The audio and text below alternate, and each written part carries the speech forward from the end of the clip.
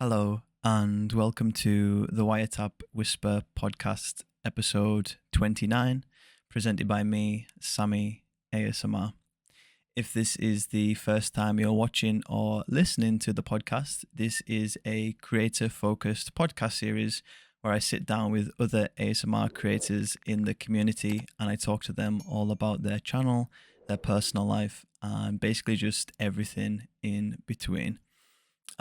We try to either do the podcast in whispered or soft spoken dialogue. Today we'll be in soft spoken, so naturally it'll fit in with the whole chill ASMR vibes. But the nature of the podcast is the longer it goes on, the more laughs and stuff that we'll probably have.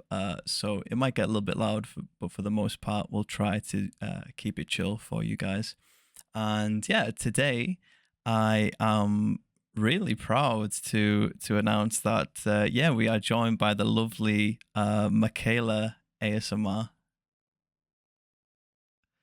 Hi. There we go. No, it's a pleasure to have you on. And for those of you guys watching or listening who maybe aren't familiar with Makayla and her content, I have a quick summary of that for you guys. So as you probably just heard, Makayla is an American creator.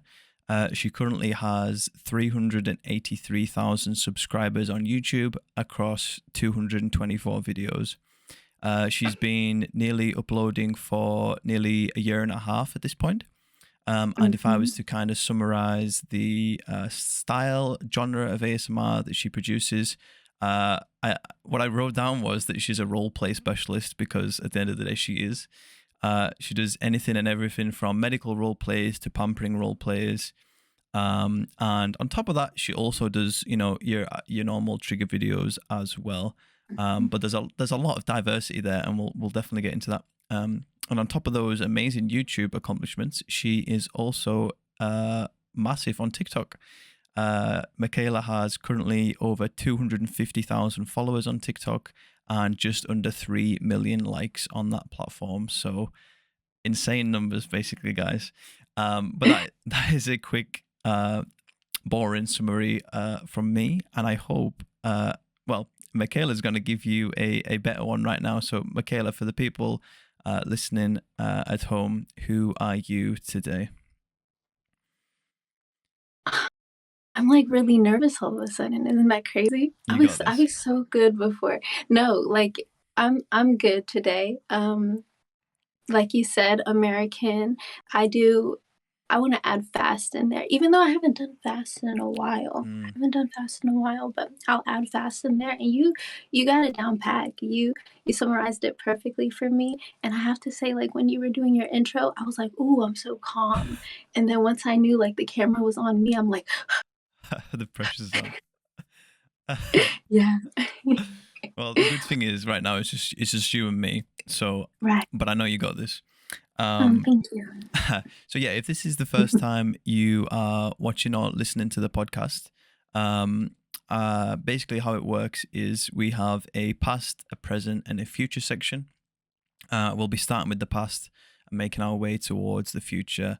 There'll be a little bit of crossover in between, but for the most part, that'll be the structure that we're going with today. So, when I say the past, I do mean right at the past. So to start off with, in the summary, and like you said, you are American, but Yeah. America is a big place. Now you don't have to name Huge. any specific places, but what type of what type of area did you grow up in as a kid? Was it like the big city life, or were you kind of like more rural, I guess?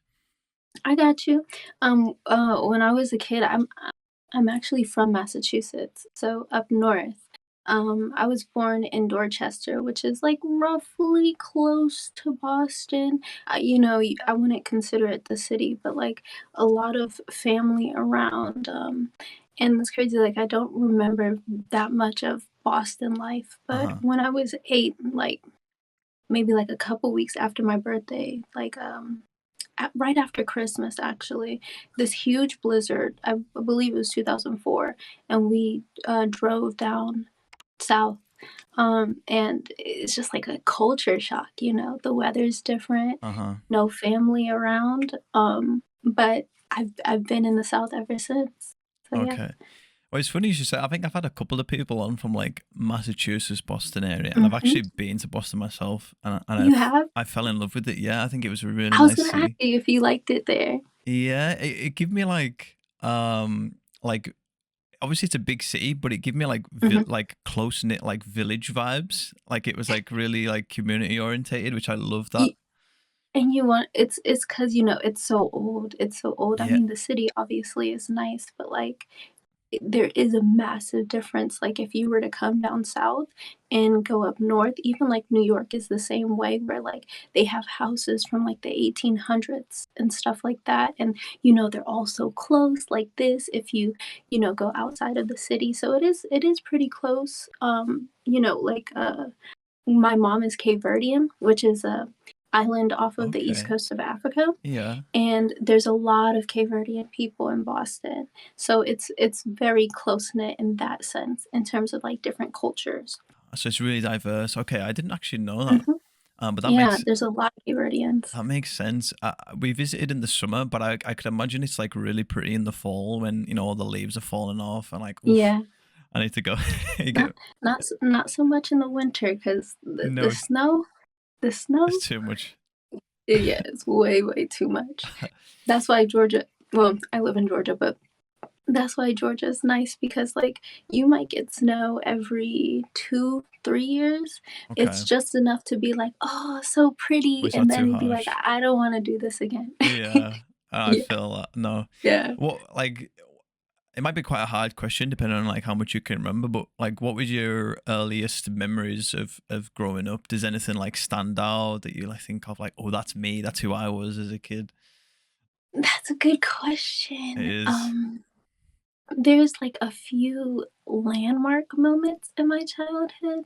Like I truly remember because my mother has 5 sisters and 2 brothers, and you can imagine cousins everywhere, like 20 something deep. And the cousins have cousins now and stuff like that. Yeah. So very close knit.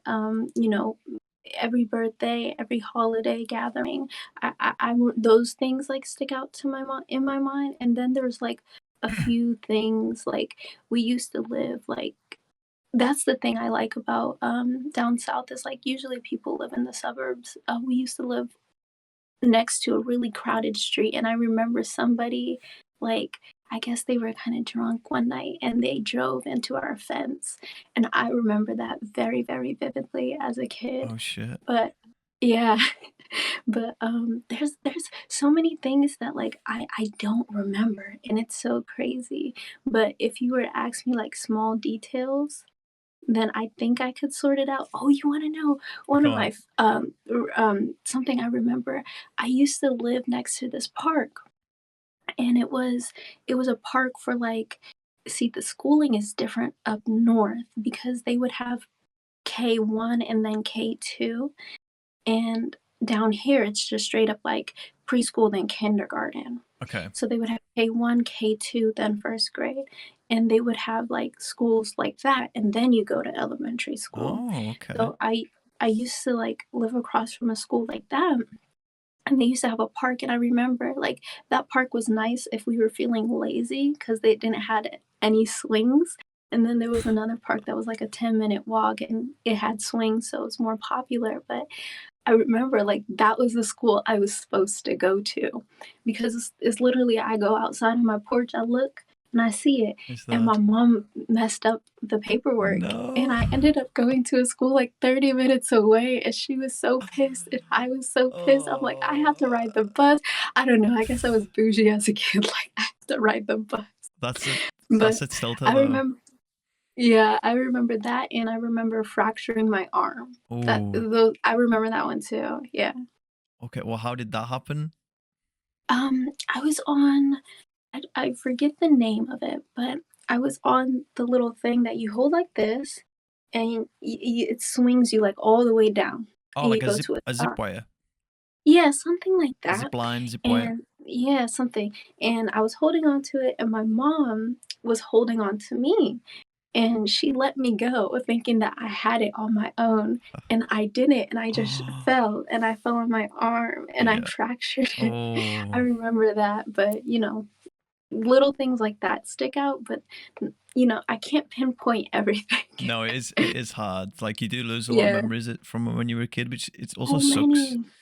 But yeah, like I I totally know. relate to that accident because one of my friends kind of done the same thing where he was on like a swing and Mhm. he basically jumped off and he as he jumped off he was like going head first. So instead of like making his head hit the ground, he put his arms out and he ended up breaking his like forearm. Just, yeah, Oh, god.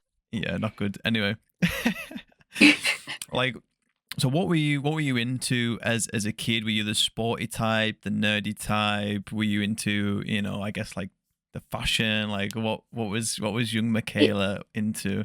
It was it was crazy. It's a hodgepodge. It's like me now, like, I can't really identify myself as one particular thing. I Mm-hmm. mean, in terms of career, I guess it's very easy, but in terms of personality, it's hard.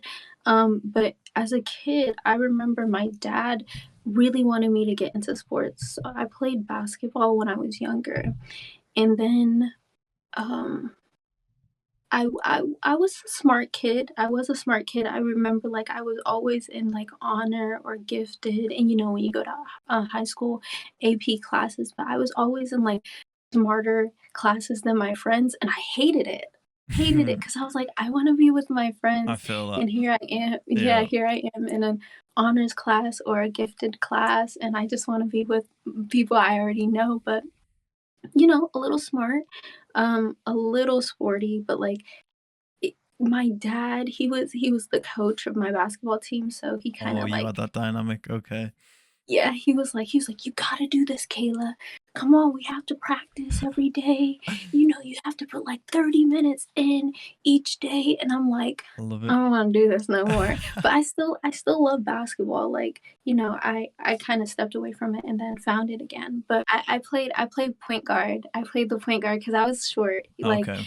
I think I was maybe, like, 4, 10 or something at the time, 4'10". like, Okay, that's small. I yeah, I'm 5'4" now, but, Yeah. like, that was way back when I was, like, I think 8, 9, 10, 11, 12, 13 is when I stopped, and the funniest thing is we still have the basketball trophies. We recently moved, and I was like, "Mom, we could throw these out." I'm like, "Let's throw these out." And she was like, "No, no, no, no, no, no. I have to keep those." I'm I love like, it. "Okay." She loves the Okay. sentiment. Yeah. So yeah, I still have I think they go from 2006 to 2009. Have one each year, but it's not like it Okay. was more of a participation trophy type Uh-huh. situation. Uh-huh. It's like, "Thanks for just." You can't let the Yeah, you can't let the kids feel left out. They got to throw right, them. You right. got you got to throw them in. Are you like an Right. NBA fan currently? Yeah, yeah, I love the NBA. Can I speak? I love the NBA. I Who do you It's crazy support? because, huh? Who do you support? I used to be a LeBron fan, which I still like LeBron. Like, Mm-hmm. I respect his athleticism, but I don't really care for the Lakers, them as a team, the way they're set up right now with Russell Westbrook and people. Like, I just don't like. It's not working for me. It's You don't not like the vibing for vibe. me. Well, that's funny you should say No, that because I'm a Los Angeles Clippers fan. you are. Uh So you huh. don't really like the Lakers No, either. no, no. Yeah. So I was just, how did you feel about the Kawhi situation last year? Oh, Well, I guess last season. when he got injured. Yeah. Well, I mean, it sucked really because I think it was 2-2 in the semis against Dallas. Mhm. Yeah. And then he got injured, and I was like, okay, well, this series is over. And then we somehow like pulled it out the bag and won 4-2. But Right. then, but then going into the final against the Suns, it was like, I mean, they had Chris Paul and Devin Booker, Mhm. and I didn't have high expectations. There was like some hopium in the back of my mind that thought we could do it, Right. but they were just too I strong mean, when we didn't have Kawhi. So it kind of sucked, and it's right. just it's just like the Clippers to do that. Um, It is very Clipper-like, right? yeah, But I mean, if you were to break down every single game, technically it wasn't really what the numbers showed because there was that one game I remember that it was really close and DeAndre Ayton, like, slammed a dunk with points. something seconds Mm, left. yeah, You yeah. like things weren't as far as it seemed. If I think if they had Kawhi, they might have won. I think we could. I mean, Reggie Jackson was playing like lights out all God playoffs. mode. Reggie with the goggles on. Yes. And then Terrence Mann, like he was playing good like in the regular season, but like Hmm. playoffs came around and he was putting in work as well. Like Yeah, yeah. he's He definitely stepped up. yeah, like he's really improved since he first joined us. If Uh, you don't mind me asking, what made you oh, a Clippers fan? so I don't know if I've told this on the podcast before, but basically, as you know, in the UK, basketball isn't big. So when people get Hmm. into basketball, they're just attracted to like the big names, whether it was like D Gotcha. Rose when he was back on the Bulls, or like Right. LeBron or Kobe. So like Mm. most people would like walk around with like Lakers jerseys on, Heat jerseys, Bulls jerseys, right? Because they're like the most popular teams. Hmm. The So blockbuster teams. yeah, so the sports channels in the UK finally got around to showing like basketball more, and I was like, oh, I'm gonna Oh, watch some that's nice. basketball and try and get into it. So obviously, I did what most people do and watch the Lakers game. So I watched the Lakers game, and funnily enough, they were playing against the Clippers. And Hmm. it was when the Lakers weren't very good. Like Kobe was still there, but like the Clippers team was Oh, like okay. Blake Griffin, Chris Paul, and DeAndre Jordan, Right, right, and they right. were so good. And I was mind blown. I was Uh-huh. like, why is everyone supporting the Lakers? Like these guys are the ones. And I loved Blake Griffin because at the time he was just like dunking on everyone. Yeah. And I'm like, this is my guy. So I've been supporting Clippers since then. Basically, I was like, I want to That's go for the nice. underdog. Yeah, That's nice you're loyal, cause like, I'm like I said before, I'm from Massachusetts, so my dad, my mother, they love the Celtics. When the Celtics won, I believe it was in '08, right. like, we went crazy, and then, like I said, I kind of went away from basketball, and then when I was reintroduced to basketball, it was the playoffs, Celtics versus Cavs. I believe it was 2014 when Kyrie and Braun had came back. Yeah, And like you said, like they were playing really good. And it just, I like watching good sports, period. Like it doesn't matter what sport it is. Like it could be tennis, it could true. be anything. Hmm. As long as someone is playing well, I Yeah, could watch it. I can't watch a train wreck. I can't watch you turn over left and right and you get beat on defense. I can't watch that. You suck. I can't support this. yeah. But if it's good, I could watch it. I appreciate it. Yeah, no, I like that. Oh, I Mhm. feel like we could talk about basketball all day. I All hardly, day, I like, hardly get to talk about it being like an English person because, like I said, like right. not many people watch basketball. So, Hmm. um, Hopefully, so yeah, I mean, obviously, soccer is. I mean, well, football correct, is big correct. there, but like, so what would be second if you don't mind me asking? That's a good question. I don't know if it's like I don't know if it's like clear. There's probably two candidates. I would say rugby is one, Hmm. and there's two forms of rugby. There's one called rugby union, and then there's rugby league. I think rugby union's probably the bigger. And then there's Uh-huh. cricket. There's like cricket as well, which is quite big. I don't know if you've So seen cricket before. yeah, It's similar to like baseball, I guess, but it's obviously different in other ways. so when you talk about the two forms of rugby, Hmm. it's not like how they have different like things going on in soccer. Because my boyfriend loves soccer, so like I No, know just I would a say little it's bit. I would say it's like the difference between like baseball and softball, maybe. Oh, okay, Like okay, so yeah, I got you. the two different games. Like teams Hmm. exist in rugby union and different teams exist in rugby league. So you can't cross like they do in People different leagues in people soccer. have went between the two. That does happen. Really? The game is similar enough to where that can happen, but the Mhm. rules of each game are just quite different as well. Like I mean, like you've seen like I mean very rarely, but some rugby players go on to play American football as well. Like I've seen that happen as well. Because at the end of the day, it's I like didn't know that. running with the ball and tackling and Right. right. You can yeah That's funny. That's a nice little crossover, yeah, because in America, like, it would definitely have to be football, the pigskin football, not soccer, but, like, the pigskin football, um, well, I'm pretty sure they don't use pigskin anymore, but that was like the 60s. But it's definitely football first because the Super Bowl is huge here. Is it Like it's a actually? Because big thing. I thought basketball was bigger. Mm, no, It's not. it's definitely football. I think But even like college the football is huge as well. I mean, college basketball is huge. Like that. college basketball is huge, but it's one of those things where it's definitely seasonal. It's March Right. Madness. That's when everybody's on board. Okay, the drinks are College flowing. football. Yeah, well, maybe it's because it's the region I'm in. I'm in the South, so college football is literally like a religion here.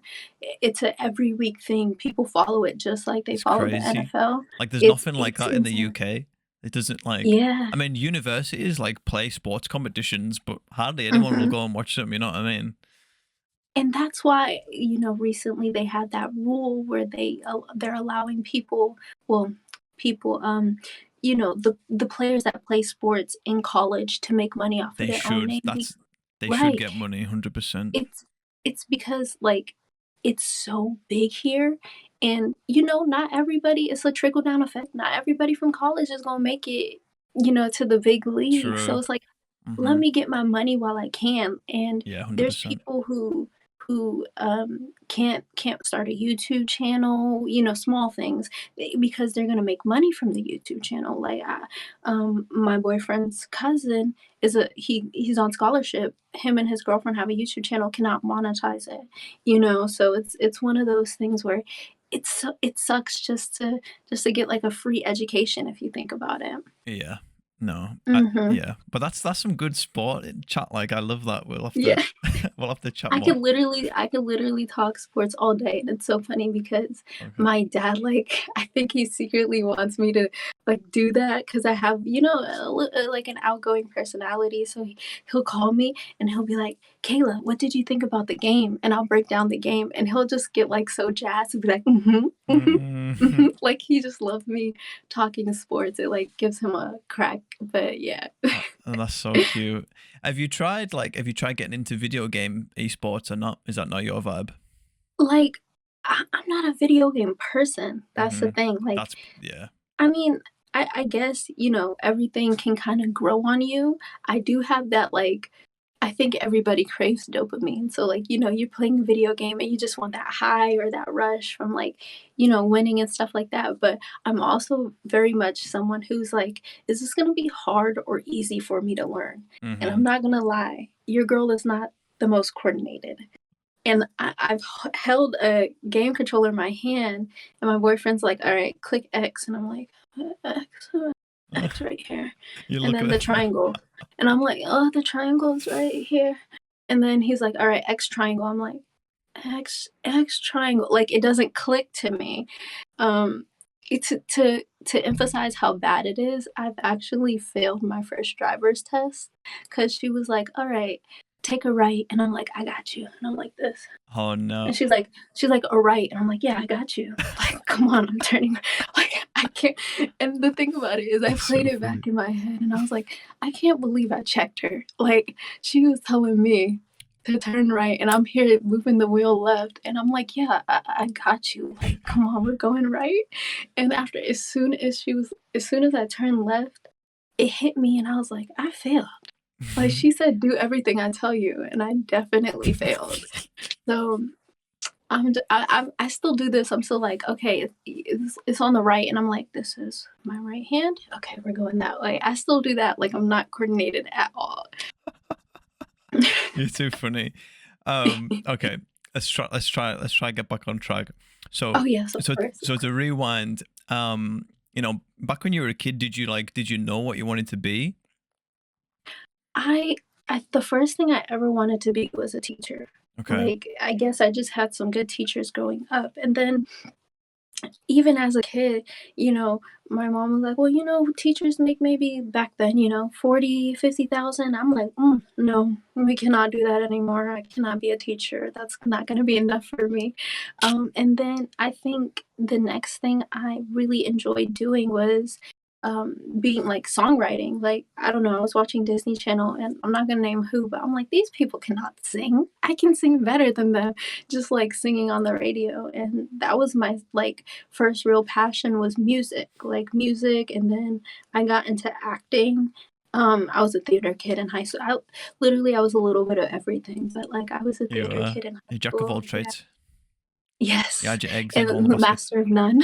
Oh, I feel that. So Yeah, but yeah, theater kid in high school. So for the longest, I've done music, and it was just, if we could, fast forwarding just a little bit, like it was just one of those things with music that the it's so weird. The closer you get, the more you realize. I mean, it's not how hard it is. It's like it's it's the fact that there's a lot of you have to let go. It's really hard to explain, no, but I've heard the other closer people say similar things. Yeah. yeah, it's like the closer you get to the top, the more people you know who are deeper in it than you are. It's one of those things, it's like, do you really want to go down this path where you kind of just like lose yourself? And it's kind of sad, but you end up thinking about like, how else can I make it? Like, how else can I get my foot in the door? Because at the end of the day, when people say it's not how talented you are, they really do mean it.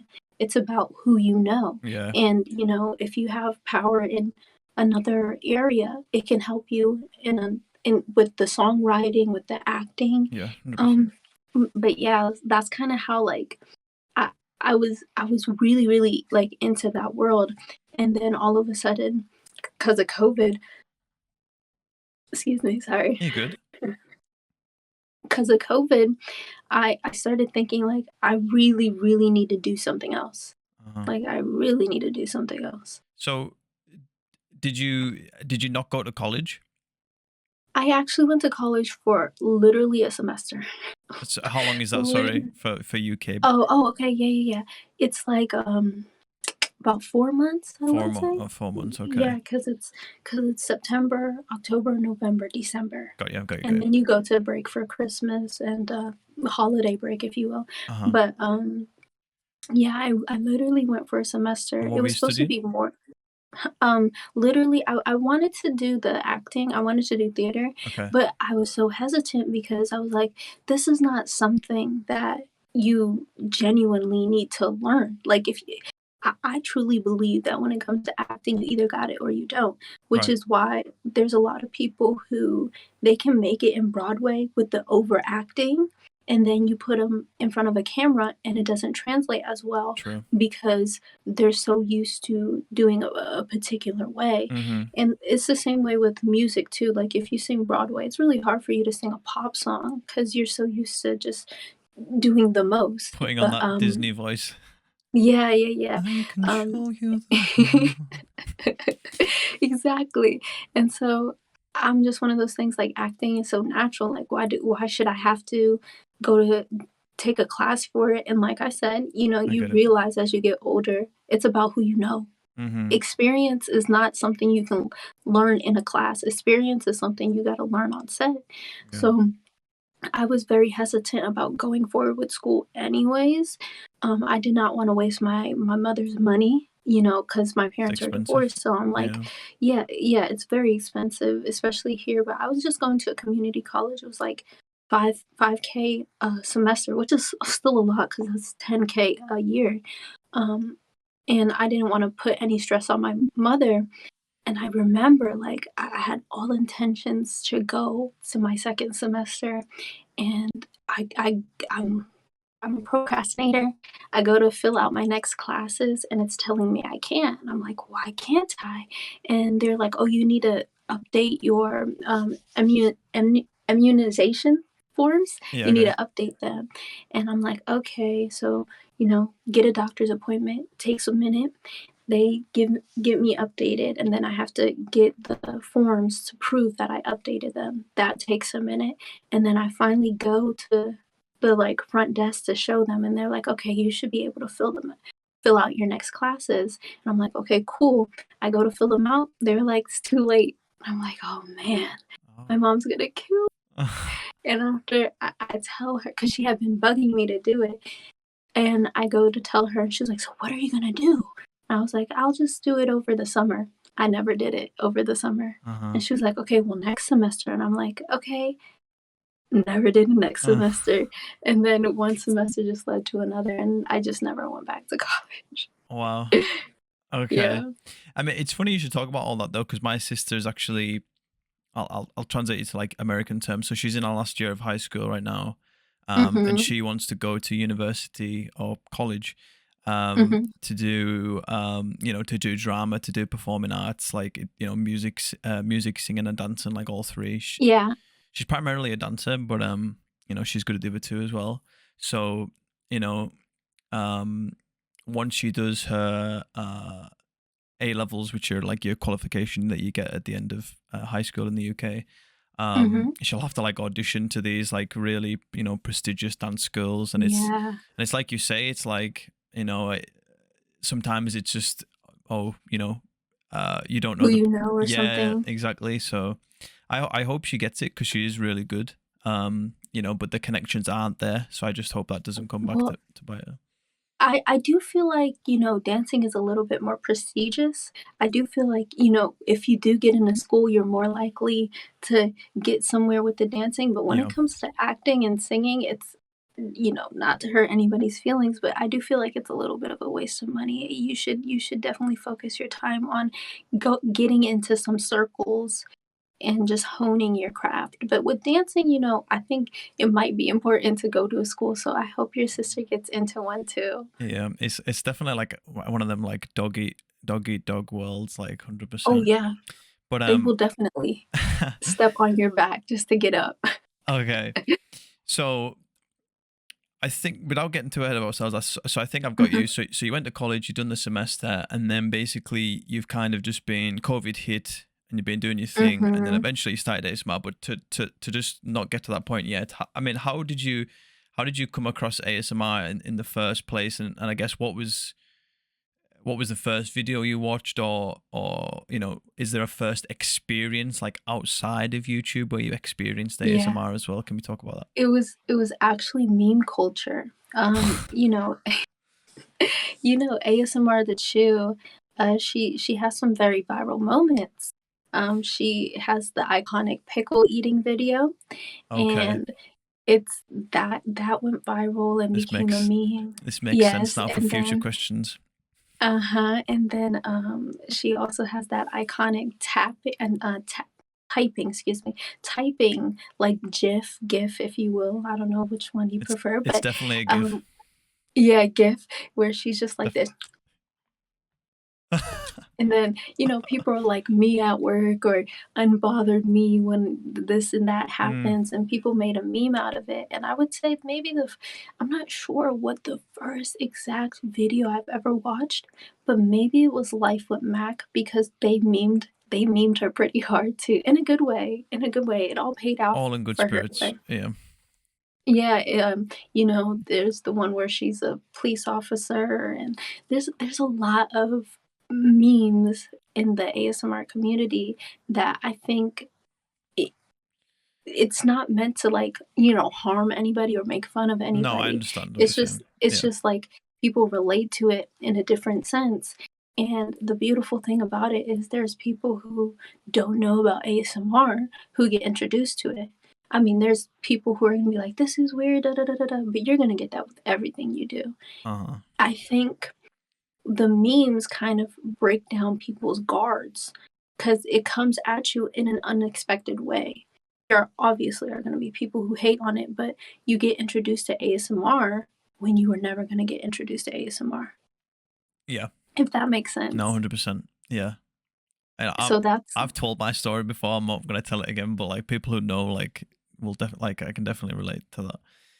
Uh, yeah.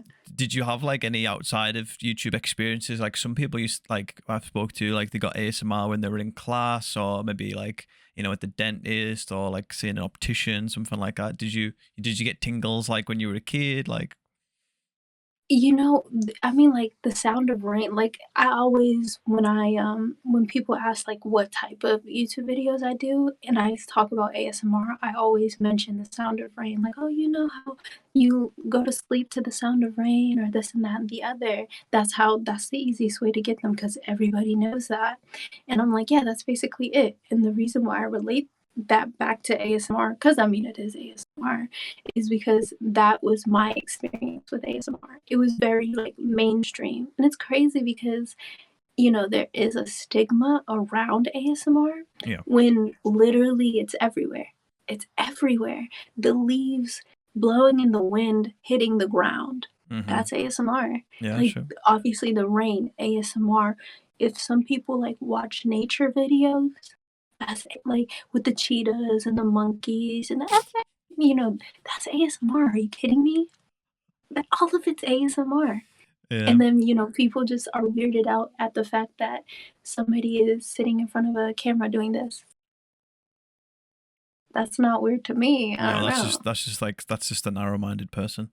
Right, Um, exactly. so you found these ASMR videos through memes. What made you stay for more? Was it the fact that you got it, like it was relaxing to you, and then Oh, you got tingles, like what made me stay for more was actually the mukbangs, which, I don't do mukbangs, but um there was a moment in my life after college. Yeah, I wasn't doing much and I had gained some weight. And it's one of those things because you see yourself every day, you don't notice it right away. And it takes like a little bit of a wake up I call. get you. And so, like, I remember looking in the mirror and I was like, I think I look bigger, but I'm not sure. So I just started working out and planning my meals. And I don't know why, I was comforted by like sitting down, eating my meals because I did intermittent fasting, so I only had like an hour to eat. Okay. And I would put mukbangs on and I would eat while I watched the mukbangs. That's And that was it. That was the constant thing that made me go back mm-hmm. and back to ASMR. Okay. Yeah. So I guess so. It sounds like it was just like the joy and the experience of it, because a lot of people obviously come across it for mental health reasons and then stay for Yeah. mental health reasons. Like, Mhm. was it ever a mental health outlet for you? And if it was, do you still rely on it for mental health reasons, or has it never been like that for you? It it's never really been that. It's always I mean, it's more just like a comfort thing. Yeah, it But obviously makes you it feel was happy, but it's not. uh-huh. It's not. You're not watching it because you're sad and you want to be happy. It's just making you happy just because it. And Yeah. and some of them are just satisfying. Like, Sure. it's just that feeling. Also, I'm, like, grateful for, like, Instagram ASMR, the soap cutting, the clay popping. Those are Right. just satisfying to watch, and I think they bring on um, a new wave of people watching ASMR too. So it was the mukbangs and that as well. Mm-hmm. So what? I mean, I kind of know the answer, but what made you transition from being that watcher to thinking, oh my god, like I can do this myself. Like, why can't I do this? Because what I did notice was you started your channel in June 2020, which for people who don't know. And if you don't know, where have you been? But that was the start of the pandemic. And what I like to Right, right. call it was you were a lockdown boomer. So there was this boom in the ASMR community where Yes, the it was. lockdown made everyone start their channel, and obviously I'm guessing that was Mhm. the same for you. So yeah, Yeah. what were the motivations? I guess outside of that, but also including that as well. Uh-huh. So there was 2 things. So one of them was, when the well, can I say that? Yeah. I'll just say, like, Mm-hmm. when it all happened, aside from, like, the people who were getting sick and stuff like that, I was very happy because I was going to work every day and I was scared. I lived in the South and, people, they have different views, which is okay, but I just didn't like everybody. All of a sudden, I was getting paranoid. I was like, there's too many people around. I don't like this vibe. I took it serious from the beginning. I took it serious in February. Nice. So I was just like, I don't like all of these people around me. I was freaking out. I remember I had my first panic attack actually, like for the very first time. That's never I good. think it was like March, because I was just so scared. I was just like, oh my God, I can't believe it. I'm so constantly surrounded by people because I work in retail. It was a men's clothing store. It was prom season before they Okay. were starting to cancel everything. Yeah. So it was just a lot of people. And then once it stopped, I was like, I'm so glad I don't have to see people. I'm a little bit of a recluse and I like being alone, which is not a bad thing. Like there are Philip. some people who they can't handle their own thoughts. And I'm not bashing anybody because some people do need help. But I'm okay in my thoughts. That's where I thrive. So I Yeah. liked being alone. And I was like, I'm gonna work out all the time now. And that I was just like, I was just bored out of my mind. And I was also going through like a realization period where I'm like, I really have to do something for myself. And it was a lingering thought in my head constantly. All of this time alone made me realize that like I'm only getting older and I really have to provide for myself now. I can't just work for somebody else. And that thought, being bored and having time on my hands. I was watching a video late at night. I don't even know what time it was because I think a lot of people can relate. Like, time was askew. Like, you were just like, what day is it? What time is it? You didn't know. Like, it could be the weekend and it feels like a Wednesday. Like, you did not know. And I looked at the video and I was just like, this seems so simple. And I was like, I could do this. And I'm the type of person that like I'll say that and I won't do it. But there was just something mentally that just I didn't stop myself. You I was just just went like, I for it. could do this. Mm-hmm. Yeah. I was just like, I'm Go. gonna do it. I Yeah, mean, that was it. and look at you now. Right, exactly. Did, And I actually go ahead. no, go on. And I actually like, I had told my boyfriend, like, I think I'm gonna start, this channel. And I'm like, all right, I'm gonna buy all this stuff. So I bought some stuff and then I told him, I was like, I'm not gonna stop. I said, I'm not gonna stop. Even after I went back to work, I was like, I need to, figure out a way still to film because I know there are people who are gonna go back to work and they're gonna stop doing the YouTube. I Yeah. was like, that's not gonna be me. And Respect. fortunately, I was able to just let my job go and be a YouTuber full time. I love it. So, I mean, Yeah. when you started, did you set any expectations for yourself? Was it like, okay, we need to hit these targets, etc., Yeah. or was it? Oh, you were. I did, and the thing about it was I just thought it was gonna take a little bit longer than it took me. My goals were like literally 1,000 in a year. I was like, I'm gonna hit 1,000 subscribers in a year, and I was like, so About I that. told myself I was like, in a quarter of a year, I want to be at 250 subscribers. That way, like I know I'll hit Yeah, 1,000 you're on in a track. year. Uh-huh. And I remember someone was telling me like, even if you don't hit those numbers, you shouldn't quit. And I'm like, yeah, you're right, you're right, you're right. And then I hit those numbers, couple weeks, da da da da da, and I was just We'll get like, into I that. was Yeah. so jazzed about it. Yeah. It used to be all that I talked about. It was very annoying. You can ask my mother, you can ask my No, sister, you can it's ask my boyfriend. it's nice when But someone's passionate about something. I think there's nothing better. yeah, There's nothing better. yeah, but it was all that I talked about. Now there's more going on, but yeah, I was so jazzed about the growth in the beginning, and I'm still You s- jazzed about it. I'm you still like, you're growing at like 100 miles an hour.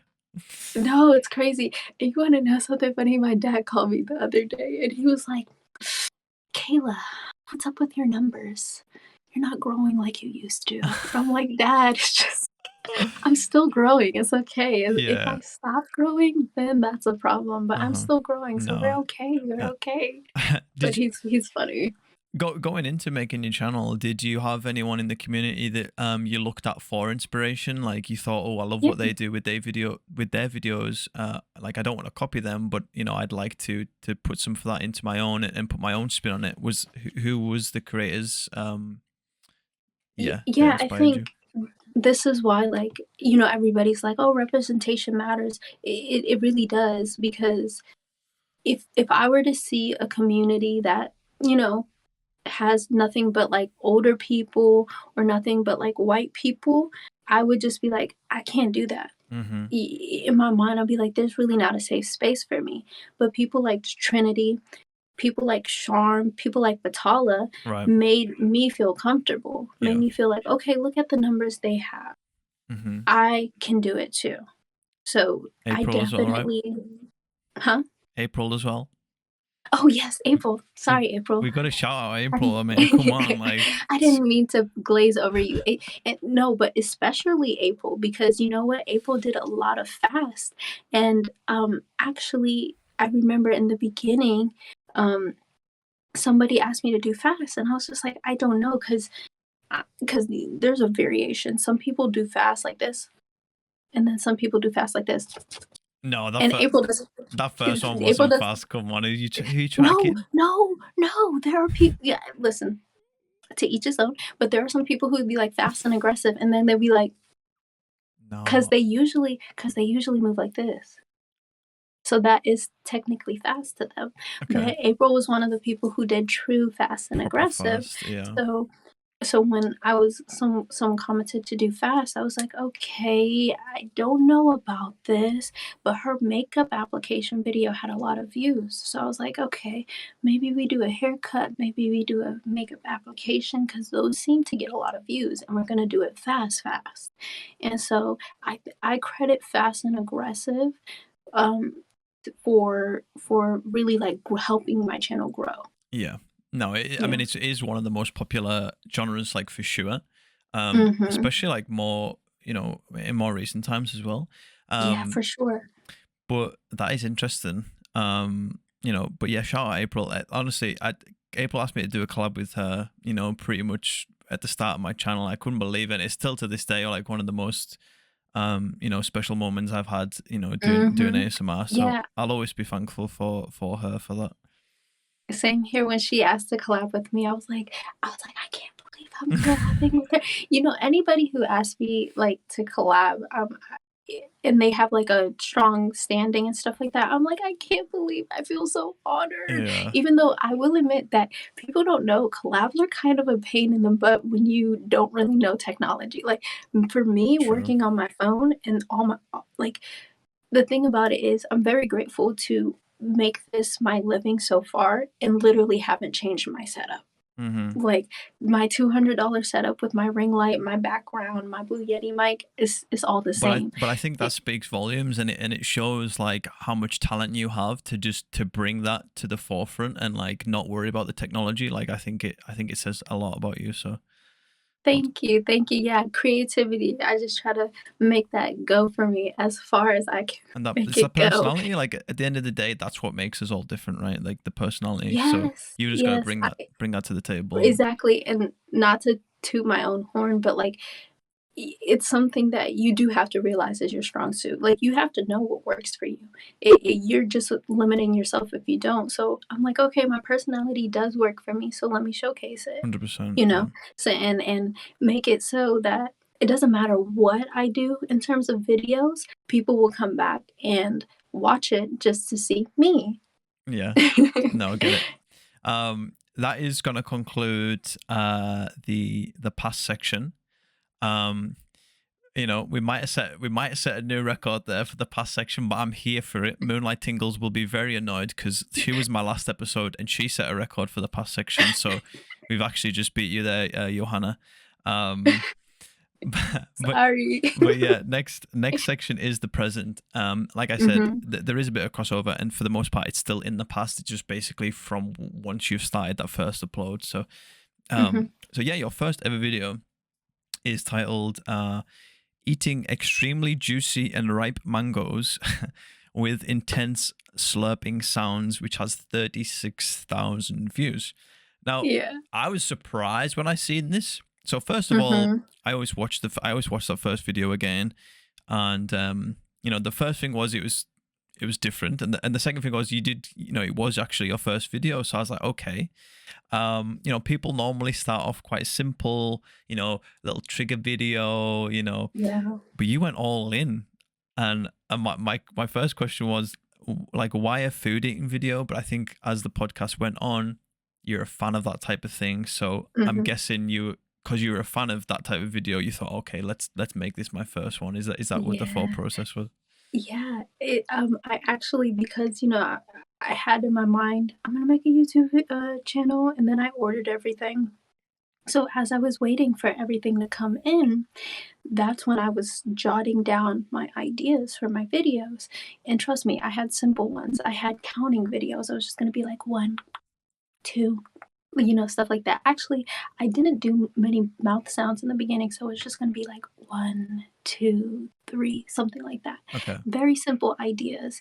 And then my mother went to Sam's, which I don't know. I've It's never heard kind of of that. like a Costco's or Okay, a I know what Costco is. BJ's. Right. Yeah, you buy in bulk. And she bought these like champion mangoes, which are so good, literally so good. And I saw them and they were about to go bad, and I was like, I think I can make a video with that. And so I was just like, okay, this is gonna be my first video. And because it was still, like a lot of people were still in their house, I could film it in the daytime. I film at night now, It was but quiet, yeah. I, yeah, it was pretty quiet. I had one disturbance, and it was just one of those things where, like, if I could recreate my video again, if I did eating videos, I would, because, like, all of it is just like, it's not me anymore, No, so But yeah, like looking back now, like mhm. does it make you cringe? Like, are A you little bit, are you a also little like bit. proud because like you can see how far you've come as well? Like, is that Yes, yes, I am proud of myself, and it does make me cringe a little bit. The two things that make me cringe is like, there are certain things that I did in that video that don't really make sounds. Like there were certain triggers that I was trying to create that it didn't really happen. Like I remember, I yeah? think I was like tapping the mango with my hands, and it didn't really make that much of a sound. The Mm-hmm. Makayla now either would cut that out or layer it so it would have a sound effect, so people get triggers all the way through the video. Got it. Um, and also the sound was really, really low. The sound is incredibly low. And the funniest thing is, like, for the longest, I actually overcompensated, and I made my sound really, really loud in the next, like, I don't know, 50 something videos. And I would get comments, and people would say, I love that I could be on the phone and still hear the ASMR. And then someone was like, because I put my videos in playlists, can you please turn it down? Yeah. And at first, your first reaction is to kind of be like, "Oh, everybody loves it." And then I thought about it, and I was like, "You know what? Let me bring it down." And then, I turned the gain up on my microphone, and then slowly but surely, we're at the level we're at now. Yeah. Yeah. I mean, you're never gonna. It's one of them subjective things, volume, right? Like you're just never gonna please everyone. Some people will like it Never, harsher, some people like it more quiet, and like the good thing never, is ever. you can turn the volume up and down, right? But obviously people are lazy. It's just do it. Just turn it down. That's why I was just like, because I was like, there is a volume button for a reason. Mm-hmm. But sometimes after you break down the denial and you really go into and dissect whatever someone says, that's when you can be like, oh yeah, let me apply it. I do have those moments with comments all the time. Yeah. How did that video do when you actually first uploaded it? Can you remember like what the figures were? Yep. Maybe like within the first day, first week, what was going on? So the first day it did, I think the exact number is like 38 views. Okay. I Um, think that's pretty good first day. Yeah, and that's the thing I was telling my boyfriend, I was like, "This is actually not bad." But yeah, I think it was 38 views, and probably like 10 of them were me, my mother, and my boyfriend watching it a couple times over. That's And cute. I still watch my video right after I upload it, just because I'm 100%. I'm in the comment section, and you want to make sure you don't make any mistakes, which I still make mistakes to this day. But yeah, 38 views. I remember. I don't think I was using tags at the time. I was just using hashtags. Okay. Yeah. Yeah. That's insane. Mhm. I love it. Okay. So, I basically what I do with when I write up this section is, I Mhm. start with the first video and I make my way to the present Yeah. one. So when I was looking, like, I mean, that video had 36,000. Obviously, that's grew over time because it's your first video. Right. People are nosy. Exactly. People like to go back. Uh-huh. Uh-huh. But like pretty much all of your early videos had like, 5-figure views. So it was like hard to see like when things started to blow up, but like the one that went from like the 5-figure views to more than that, to like the 6-figure ones, was a video titled ASMR Fast and Aggressive Haircut Roleplay, Haircut with Scissor Sounds. That one has Mhm. 556,000 views. Now, Yup. what I noticed was this was your 20th video after only like 6 weeks of uploading. So you were basically like doing like 3 videos a week, which is insane. Like, I think you still do that now. I don't know how you do that. Yeah, yeah. Was Go ahead. I mean, back then, like, when you were, in the process of starting the channel and then getting ready to put out the content, was the plan to just go in quite heavy, like to just do 3 videos a week, like boom, boom, boom, like? The plan was to go heavy, and it was actually to go heavier. And I was just like, I'm gonna do a video every day. Oh, wow. And then, I posted my first video, and I was like, I'm just gonna do it on the weekdays. And I don't remember the change that happened, but I remember, oh, this is probably what happened. It was too hard in the beginning for me to do it as often because I didn't know what I was doing. And the editing, like, the Makayla now, like, if I did a trigger assortment video, I just know, because you've edited so many times, you're like, okay, I'm gonna do this for 2 minutes, and we're Right. gonna try to make it interesting, and then we move on to the next thing. Yeah. And the Makayla now just trusts herself, and because you know what certain triggers sound like, you're like, I'm gonna put these in the beginning. This is Uh-huh. what people like, But and we're gonna switch it up in the middle and do the yeah. same stuff at the end, just try to make it like 15, 20 minutes. But Well, back then you were like learning as you went, right? exactly, and I remember, like, my mom had this giant watermelon, and I was like, "Let me use that for a video. Let me use that for a video." And I'm tapping on the watermelon, and I promise you, I had, like, 20 minutes worth of footage, and my brain, because I'm like, I'm not intrigued the whole video. I'm watching it. I'm like, this is not interesting to me. And I'm just cutting and slicing, cutting and slicing. And I end up with like a 6-minute video with bloopers included. And I'm just like, man, this is hard to edit all of this and to move it around. Right. Now I'm an editor in my head and I already know what it's going to look like. But back then I wasn't. No, So I you was like, couldn't this is conceptualize it. Yeah. right. I'm like, this is too hard for me to do a lot. And it just ended up being 3 days a week, and I just stuck with it. And I'm like, I'm I'm a procrastinator, and it's really hard for me to stick with something. Like, I just get bored. But I was just trying to get myself out of the situation I was in earlier, where I just knew I didn't want to work that job anymore, and I Yeah. had to do something myself. No, I like it. I mean, Hmm. you took ASMR by the scruff of the neck for sure. Yeah, like, because like I said, like that video, it was the 20th one. You'd been doing it 6 Oh yeah. weeks, but Hmm. before that video came out, like, what were you? Can you remember, like, what were you averaging at that time, and then like what was the difference between seeing those videos compared to this one? Because I'm guessing this one did blow up, right? It hasn't got Yeah. 556,000 views for a reason. Yeah. So what was the differences like? And I guess, like, what was it like watching those differences like happen in front of you? Right.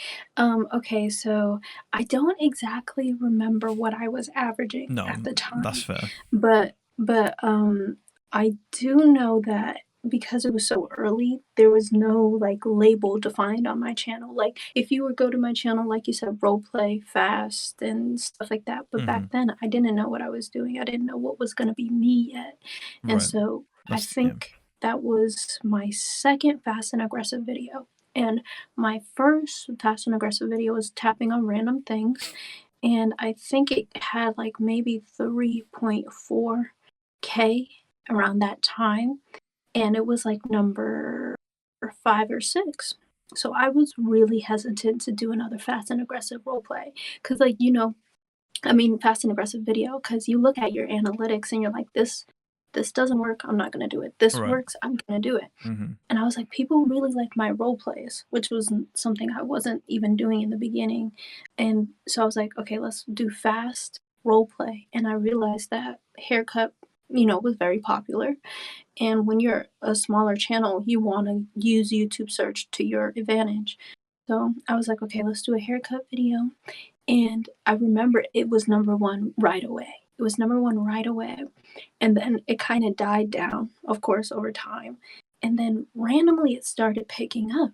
Like, I think maybe 2 months later after I posted it, it started picking up. Okay. And I noticed because, in the YouTube studio, it shows you your comments. And I'm getting a lot of comments on this. I'm like, man, this video is a little bit older. And I'm getting a lot of comments on this. And I look at the analytics and it's like this, boop. Yeah, I'm just like, a big oh. curve. Yeah. I was like, oh, so this video is doing numbers. Mm-hmm. And then that was like, I remember just thinking to myself, okay, that I have to do this again. I have to do another a haircut video. Yeah. Mm-hmm. I mean, them numbers must have been like crazy to you as well. Just to like, it's just So it's an insane. adrenaline rush. I think I want to say it was my first video to hit 100K views. That would make sense given like the timeline Mhm. of things for sure. Yeah. Because after that, right? So I was looking again. hmm You had more videos with over 100,000 views. So one of them was ASMR fast and aggressive haircut rule. Is that the same one? Oh, you must have done 2, I think.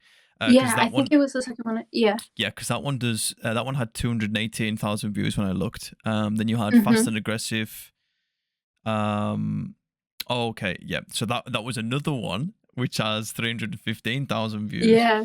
And then you done like a role play sleep clinic, like Doctor One, which has Uh-huh. 183,000, and like all all of them are different genres, right? Which is kind of mind blowing. But like the same results, which I think I think that says a Yeah. lot because normally like creators kind of get like channeled into like this like one little niche, but like I guess the fast and aggressive stuff was doing well and the role play stuff, but it was still like quite diverse. You know what I mean? Um, Yeah. so like, were you still like just experimenting at this point? You're just kind of doing what you wanted to do, like what felt fun at the time. Like what was the thought process? So this is actually the same. I've kind of gone away from it for a couple of months, but I need to go back to it. But this was my formula after a couple of, well, not a couple, like a handful of months of getting my channel together. I was like, fast and aggressive works. And at the time, like anything fast and aggressive was just doing numbers for me. So I was Yeah, like, 1 fast and aggressive a week, 1 role play, 1 trigger assortment. yeah, And that's where I kept my channel. And I kind of knew what the numbers would be. I knew that my fast would be the best. I knew that my role play would be second best. And I knew my trigger assortment would kind of lack. But the mhm. thing about it is, people don't understand that as a creator, trigger assortments are the easiest videos to make. Like, you just doing this. You're just doing this. It might sometimes be exhausting to edit because it's sometimes a little boring, but it's like the easiest for me to make. So it's just one of those things where I have to put it in there so I don't drive myself crazy trying to plan so many extravagant I get it. videos. But Yeah, that was my go-to, and I really, really tried hard not to put my channel in a box because I don't see longevity in that. I don't see longevity in doing one thing no, you're just because gonna it might be a fad. yeah, It might be popular the next year and not so popular the other year. but you're also gonna So burn yourself out doing that as well. right, exactly. And so there were times where, like, if something did bad twice in a row, like if a couple videos were bad in a row, I'm like, fast and aggressive, fast and aggressive, fast and aggressive. And it's crazy It's like you because get out of jail card. yes, yes, that's exactly what it was. And now my channel, I think to myself, I'm like, Makayla, you haven't done fast and aggressive in a minute. I do need to bring that back. And in a way, I am proud of myself for getting out of that Mm-hmm. fast and aggressive, fast and aggressive, fast and aggressive jam. But and I like it here. I'm gonna admit, like, I like it where I'm like, okay, yeah, a fast and aggressive video every once in a while, Yeah. but I enjoy doing my role plays. I enjoy slowing it down sometimes. Um, Not because I don't love fast and aggressive, but just because I know that in terms of longevity, the YouTube search is gonna go crazy for those, like, extremely relaxing videos. Anything I do, those are highly searched. If you talk about, like, regular ASMR, it's gonna do numbers. Hmm. So I'm like, I have to every once in a while just slow it down. Normally, well, I guess every time I get a guest on, we have to talk about their most popular video. So for you, it is titled "The Ultimate Fast and Aggressive Collab," um, Yeah. and it's fast ASMR. Yeah, it's got two million views, which is insane. Mhm. And I don't know, like when I normally talk about most popular videos, they're not normally collabs, which was interesting. Right. So you had some great guests on there. You had April, Tiptoe Tingles, Mhm. some amazing creators. So like how did that come about in the first place? Because at that time you were only like 6 months into your channel life and you're collabing with these, I guess, legends. Is that the right word to use? So that must have been crazy. Like how did that start? So it was a fast ASMR. She reached out to everybody, and it's crazy because I'll be honest with you, I'm a bad email person. Like we You got back to me? communicated through DM. Well, and you want to know something? Every once in a while, I'll be like, let me check my email. And so I checked it and I was like, oh, okay, let me DM him because if I email him, we're not gonna get anywhere. But That's fair. so I I do normally DM, but I thought I'm gonna try and like to present it a bit more professionally. So hopefully Nah, it's hopefully you okay. I appreciate that. appreciate it. Yeah. Yes, I did appreciate it. I was like, "Oh, yeah, it looks super professional. Of course, well, I'll do it." But, yeah, she emailed me, and I was like, "No way." And I'm like, "Is this really her?" And, or them, I don't know. So, "Is this really them?" And so I go look at her channel, and it's the same icon as the, email that was sent, and I'm Right. like, "Okay, I think this is a her." And This is so legit. it yeah, and I had literally just moved.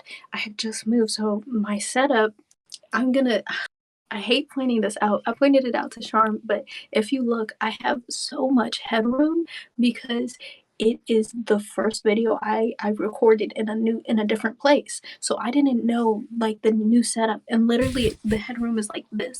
Like I'm like right here, and it's cringy It's for like me to watch. you need a boost to get in frame. Yeah, yes, and I didn't know that at the time, but it's very cringy for me to watch at the time because I'm like, "Man, my headroom is so Oh bad." no. But, I remember, it it was, like, one of the last days I actually worked at my job.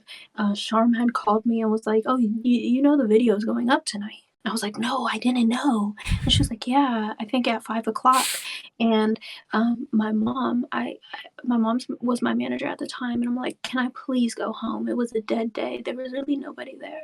And she was like, "Yeah, you can."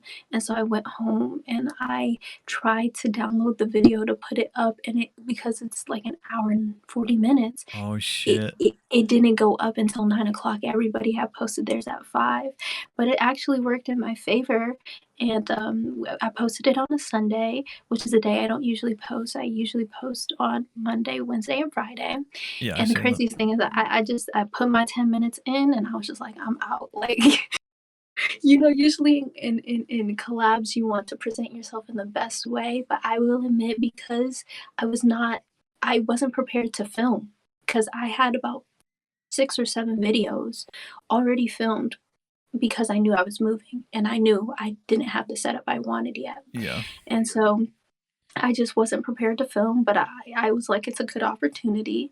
And I filmed it and we put it up and it did really good for me. And I was like, okay, yeah, this video was like number, I don't know, like number 4, 5, 6, which is pretty decent. And Oh, in your because, last 10, you mean? mm-hmm, and I was like, which is pretty decent. And Yeah, you because it took up. was so, mm-hmm, because it was so long, it started to shoot up. YouTube analytics, anytime something has a good duration, it was like 20 minutes out of those, 140 that were being watched. But my last variation at the time, because my videos were shorter then, was like 3 minutes. Mm-hmm. So there's a big difference between Right. 3 Jumped and up. 20. So, And so huh? sorry, was that video that you posted, was it the same video that was posted on everyone's channels? Mhm, So that's even more impressive than I think as well. Yeah. Yes, it very blah, blah, blah, blah. Can I speak? It is. It very much so is. But yeah, over time, it just blew up. And the craziest thing is, I was telling my mom about the video too, and I was like, that video for last month was my number one video watched. It had like 3,000 views last month, 300,000, excuse me, views last month. And I'm like, it still beat out anything I put out last month. And I was like, I told my mom, I was like, this video paying my bills. That's so funny. So, like, I mean, how did it do for the rest of them? Do you know? Like, did it blow up for them as well, or did you just catch fire like your Katniss Everdeen over there? I think like half of them did. I think for everybody in terms of their channel numbers, it did really well. Okay, it's And like percentages, yeah. I think Fast and Tiptoe have 1 million. Tiptoe. So hard to do. Fast and 1 million. I mean, Fast and Tiptoe both have 1 million, I believe, on that, or plus. Right. Yeah, I haven't checked in a really long time, but yeah. So you're the leader, though. Okay, we like that. So like, I mean, we've just talked about it there, but to me, like it seems like you didn't expect it to blow up like it did. So what do you think makes it so special? Is it just, all these great people coming together who are all like so talented at ASMR, especially, fast ASMR, and then it was the fact that it was, a long video as well, and it was, not only is it fast, which I think is engaging, it keeps people, keeps people interested, but you had it going from like one ASMR artist to the next, right? So is that what you think it was, like, that made it so good? I think it's a combination of things. So, even to this day, I take my tags very seriously. If people don't know, tags is like something that the audience members can't see, but you put tags on your videos to help them pop up in YouTube search. So, I didn't know the video was going out that day. Last minute, I'm like, what are some good tags? And I'm looking up the ultimate ASMR collab, and I'm like, okay, these are decent tags. So I'm like, this is what I'm gonna this is what I'm gonna title. This is what I'm gonna put as the title. These are my tags, and I make sure I engage, and it helps the numbers. Like I comment back to people, and I think the difference between my watch time and how much, because I think everybody else probably had some 40-50 minute videos on their channel. I don't think at that time I even had a video past 15. Well, actually I had that one sleep clinic, but other than that, like my average video was like 10-12 minutes. Okay. So I think the watch time and the tags and making sure that, like, I always, it doesn't matter if I think the video is gonna like blow through the roof, or if I think the video is it's just gonna stay on my channel, I always try to give each and every video the best start it can possibly have. I love it. Yeah, I completely relate. Yeah. Yeah, I love it. Yeah. So that's why I think that video did so well, is because I really did. Even though it was last minute, I tried with everything, and it just ended up working in my favor. Did you say a couple of minutes ago that was one of the last videos you'd done before going full time as well? Yeah. Yes, because. So it's just to add a little bit more. Was that like, around that time, was it just becoming more, more obvious that you were doing so well and it was sustainable that you could transition to full time? Like, well, I was really scared because I didn't know when.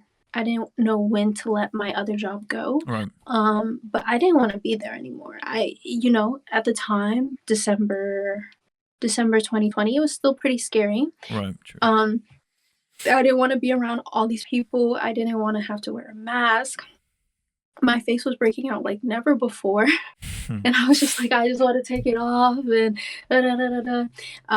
but yes. So I went back to work in late July. So I had only been doing YouTube for like a month and a half. I went back to work late July and I just told myself I wasn't going to stop. And we were in the midst of selling our house. So, I have this nice little quaint setup here that I don't have to take down.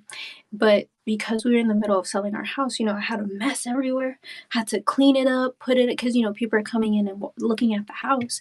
And then we sell our house in December.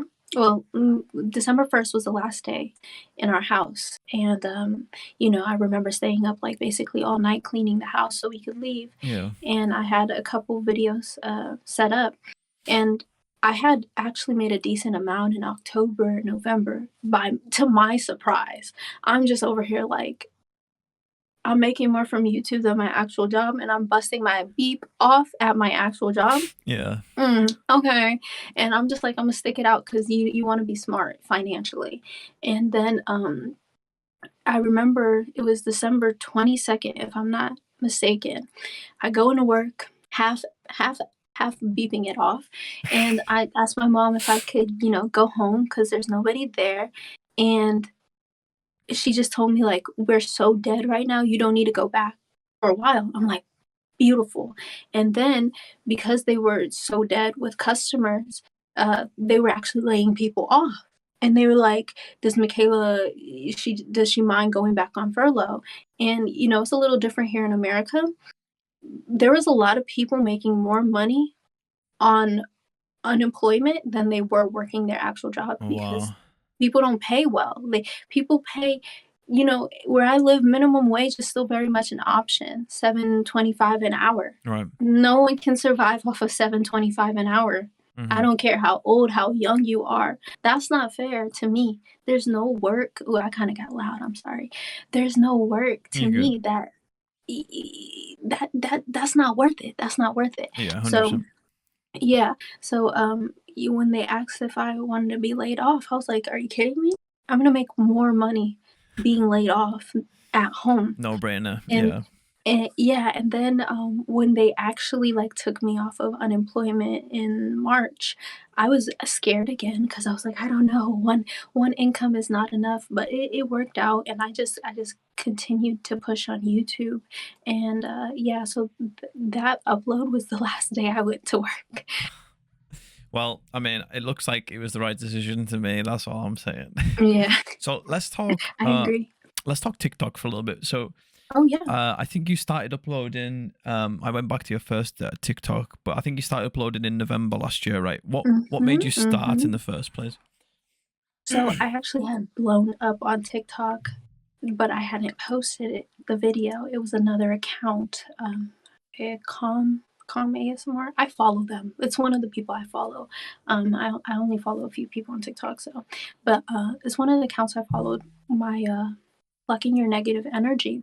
The first video, they posted a clip of it and it had blown up, and it had like 800,000 views on TikTok, and everybody was in my comments, that one particular video, who's here from TikTok, who's here from TikTok, who's here from TikTok. And a lot of people had been telling me already, you should start a TikTok. And I at the time only knew the cringy side of TikTok, the singing to songs, and not all of it's cringy, of course, but like you only see the highlights that people make fun of. I watch Cody Co, and he would make a lot of like cringe with me at these TikToks and stuff like that. Yeah. So that's what I knew of TikTok, and so I was very hesitant to go on. And then one of my videos was blowing up so much, I'm like, I need to go on TikTok. So I made a TikTok, and it's so funny. Once I actually saw the TikTok, some of the comments were not so nice. Majority of the comments were not so nice. And I was like, maybe it was a blessing. Right. Yeah, maybe it was a blessing that I didn't have a TikTok at the time. But yeah, actually my first couple months on TikTok were pretty rough. Like a lot of hate. Well, that was my next question. Like, so you didn't hit the ground running with that? It's one of those things you kind of hope that your leverage from one thing can lead to another. That was my next question. Are you psychic? Like, hello, what's going on? I'll go ahead and answer it for you. Uh-huh. November 2020. So we're looking at 40,000, maybe 40,000. Hold on, wait, because let's see, September 4 and 8, 16. Oh, so you're talking about So like subs on YouTube. You think you had like yeah, 40,000 on YouTube at the time? Okay. I think maybe it was like 20. Excuse me, 30 to 40,000 Right. on YouTube. Okay. November 2020. Which is a good amount, like you said. So you would Yeah. hope that would have leveraged the start on TikTok, yeah. Yeah, I'm hoping at least like 1,000.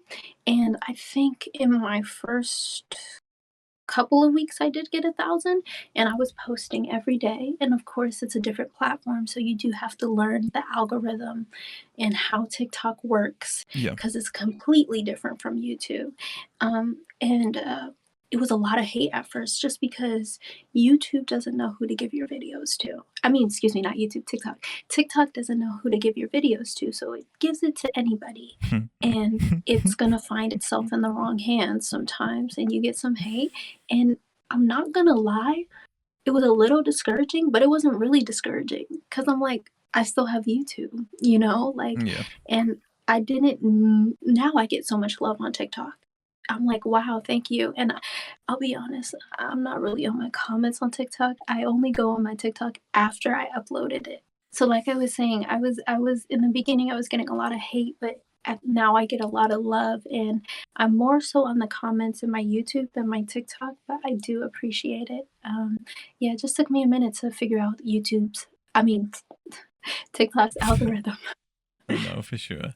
Because I read them stats out at the start, like, 250,000 followers, 3 million likes. Like, you're obviously doing really, really well on there. Do you do like exclusive content on TikTok, or is it, because I noticed like most of it looks like it's clips from videos, like from YouTube videos, but do you do exclusive stuff as well? I think I only have a handful of exclusive TikTok videos. I do need to put more up there because let me tell you something. Some of these videos are not easy to, scrimmage down into less than 3 minutes. Because you've got to put like context in them as well. Like you got to set the scene. Right. It's different when it's a trigger assortment, but trigger assortments don't really do crazy number of views for me on YouTube, so I kind of keep it role play exclusive on I keep saying YouTube, TikTok, role play exclusive on TikTok. So yeah, it's usually clips from my videos just because I always think about that one video that blew up that got me on TikTok in the first place, and I'm thinking to myself, if a clip blows up on TikTok, it'll drive other people to YouTube. That's my ultimate goal with TikTok. Yeah, listen, I don't like to be on TikTok. I love TikTok, but I don't like to be on it personally because you get stuck there. You get stuck for a couple hours, and it's a time waster. Yeah. But ruin your life. Yeah, and that's why I'm not on my comments on TikTok. Like I don't want to be rude. I love everybody. I love everybody sending me love. It's just, I know once I get in the comments and then I go to my homepage, an hour's going to go by or maybe 2.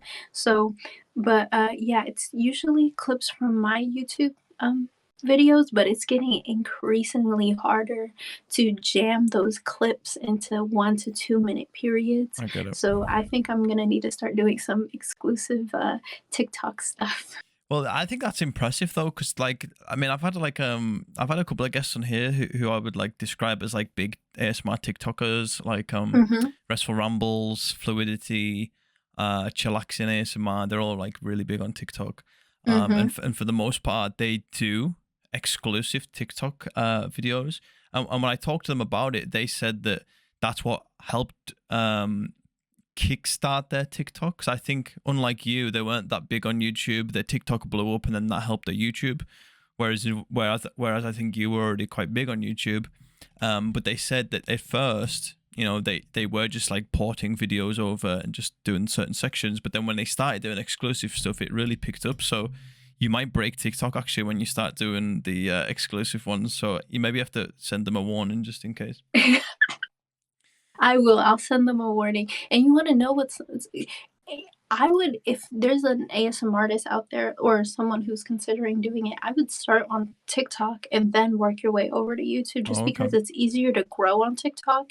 And when you go live on TikTok and you're doing ASMR, especially if it's a nighttime type of thing, you get people who click on your live and stay on your live. You'll get thousands and thousands of views on Yeah, live. I should Um, I should really prioritize TikTok more, but it, I've been ill for the longest time now. Like I've nearly been ill for like a year, so it's just hard to motivate myself to do it. Um, I understand. Yeah. yeah, I hope you feel better soon. I hope you it's get better. it's a long story, but yeah, I hope so too. I hope so too. I'm sorry to hear that, but yes, get Yeah, better, it's please. tragic. But I'd love to create Oh, like I've got all the stuff to do. I film on a DSLR camera, but like I've got the mhm. stuff to film on my phone for the portrait videos. I just it's just it's hard. Yeah. So hopefully I can do it soon. But Yeah, TikTok is a different beast. That's the thing. Like, and I think what's also challenging about TikTok is that a lot of people already have an Instagram, right? So it's like if you're trying to get your demographic to go over to Instagram, it's like, well, I know how to work this. TikTok, you don't know how to work it because it's so new. So you have to learn how to work it, and then you have to learn the algorithm and what works for it. Because that's the thing I tell people about YouTube too. It's like you're working for YouTube. Have YouTube work for you, and you got to learn that with TikTok too. I like it. I mean, you're clearly very smart, Makayla. Oh, thank you. 200 IQ over there. um, so I mean, I feel like you've answered this, but like to me, it seems like YouTube is your priority, and Mhm. TikTok is just another way to feed into that, which is again Yeah. is a very smart thing to do. 100%. Like, why not? Um, what are the biggest things that you've learned from TikTok? Like, what are your biggest takeaways? um, that you really get sucked into TikTok. That's one thing. But from a creator standpoint, Right. I've Yeah. learned that TikTok really thrives when like that's the thing about YouTube is like you don't want to be clickbaity on YouTube because you kind of get a bad rep for that. But if you want something to blow up on TikTok, it kind of works to be clickbaity. It's kind of works to do something out there, funny, a little cutting edge. All right. My eating videos, they do so well on TikTok. Well, Like when I think about you and TikTok, the first thing that pops into my mind, it's like you're gonna laugh at this. I can't even, I can't even do it. hold on, wait, what is it? But it's like you, and it's like, Bestie does your makeup, or Mean Girl does your makeup, or something like that. And it's like, I love it. Oh, thank you. Yeah, Like, you're too good that's at the it. thing. Like, yeah, I like we were talking about earlier. Like, if something does well for me, um, of course you want to do more of that, but you also want to start branching out and stuff like that. So, like, if something works for me, I'll keep doing it. But then I'm like, what could also work? So I don't get boxed in that hole. But yeah, All yeah, right. yeah, yeah. Those are the videos that have done well for me on TikTok. Yeah, for sure. That's so funny. I love And it. as we were talking about condensing the videos for TikTok, role plays, like those makeup role plays, are so easy to condense because it's like people already know, well, most people already know, your foundation, your concealer, your powder. So I could just do foundation, concealer, powder. I don't really have to do like we were talking about talking bits. It's just this part, that part, this part, and it's Right. easier to edit. People know what's But yeah. happening. Yeah.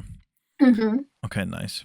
So, to kind of summarize, you've had 3 videos at this point. One's technically just under 1 million, but we're gonna call it. You've had 3 videos with over 1 million views. You've had this next one's really blew my mind. You've had 150 videos with over 100,000 views. Now, if you didn't know, that's 2/3 of all your videos have over 100,000 views, which is crazy to me. So Crazy to me too. so it's safe to say you've been and continue to be insanely successful. Um, Thank and you've done it with like so much diversity as well. I know we've touched on that quite a lot today, but um, I think I think you're at a point, I don't know if you agree, where you've got like the Midas touch. I feel like anything that you upload right now would like turn to gold. You know what I mean? Like I just feel like you've just established this, this dominance on the platform, and that might sound Oh, very. thank you. No, like, just to piggyback off of it for a little bit, I think, I do like to add my little twist to certain things, but I'm constantly thinking about what will work for me. That's the thing, like, something that works for somebody else is not gonna work for me. True. I'm gonna have to put my little twist on it. And I don't take for granted the fact that I do have a filter on my channel. Like, if I wanted to just make whatever, I could make whatever and just put it up and let it be what it is. But I really don't take for granted my viewership. Okay. And so I'm like, I at least need to give them something that is a little bit better than okay. Because as a creator, you create a lot. Not everything's going to be amazing. Like, that's just the truth. It's never going to be perfect, and not everything is going to be great, and you're not going to love every single video you put out, but you just don't have to hate it. It just can't be bad. That's the thing, because everybody likes different things. If I'm watching something and I'm editing it and I'm like, this is bad, it's not going to see YouTube. But if I'm like, it's okay, it's not bad, it's okay, it's good, it's okay, and then I'll put that video out, and then I'll be like, wow, this video's doing numbers for me. I can't believe it. And so, Yeah. that. What is the one area of your content that you think you could improve on the most? What is it? I would have to say the one area of my content, it's just being more efficient. I think, but that's more of a personal thing. Right. I do know myself a little well, and I know I procrastinate, and I know there are times where I don't feel like doing stuff, and I try to force myself to do it, this and that and the other, but I could be more efficient in terms of the behind the scenes stuff, because I upload a video. People don't know how many times I've uploaded a video, and the hour before it, or that day that I woke up, it wasn't done. I just had it filmed. I haven't edited it yet. I haven't done my tags yet. I just know that the tags are decent because I've done a video like it or something like that. There's been so many day ofs, times that I've worked, but I wish, and you work at it little by little. I wish I could be a little bit more efficient with just having backup videos, and sometimes I do have backup videos, but not all the time. Yeah. No, I mean, I think we're all human at the end of the day. And I think you shouldn't be too hard on yourself, because what you've achieved in not even like a year and a half is it's nothing short of amazing. So Oh, thank you. yeah, don't give yourself a pat on the back for me. There we go.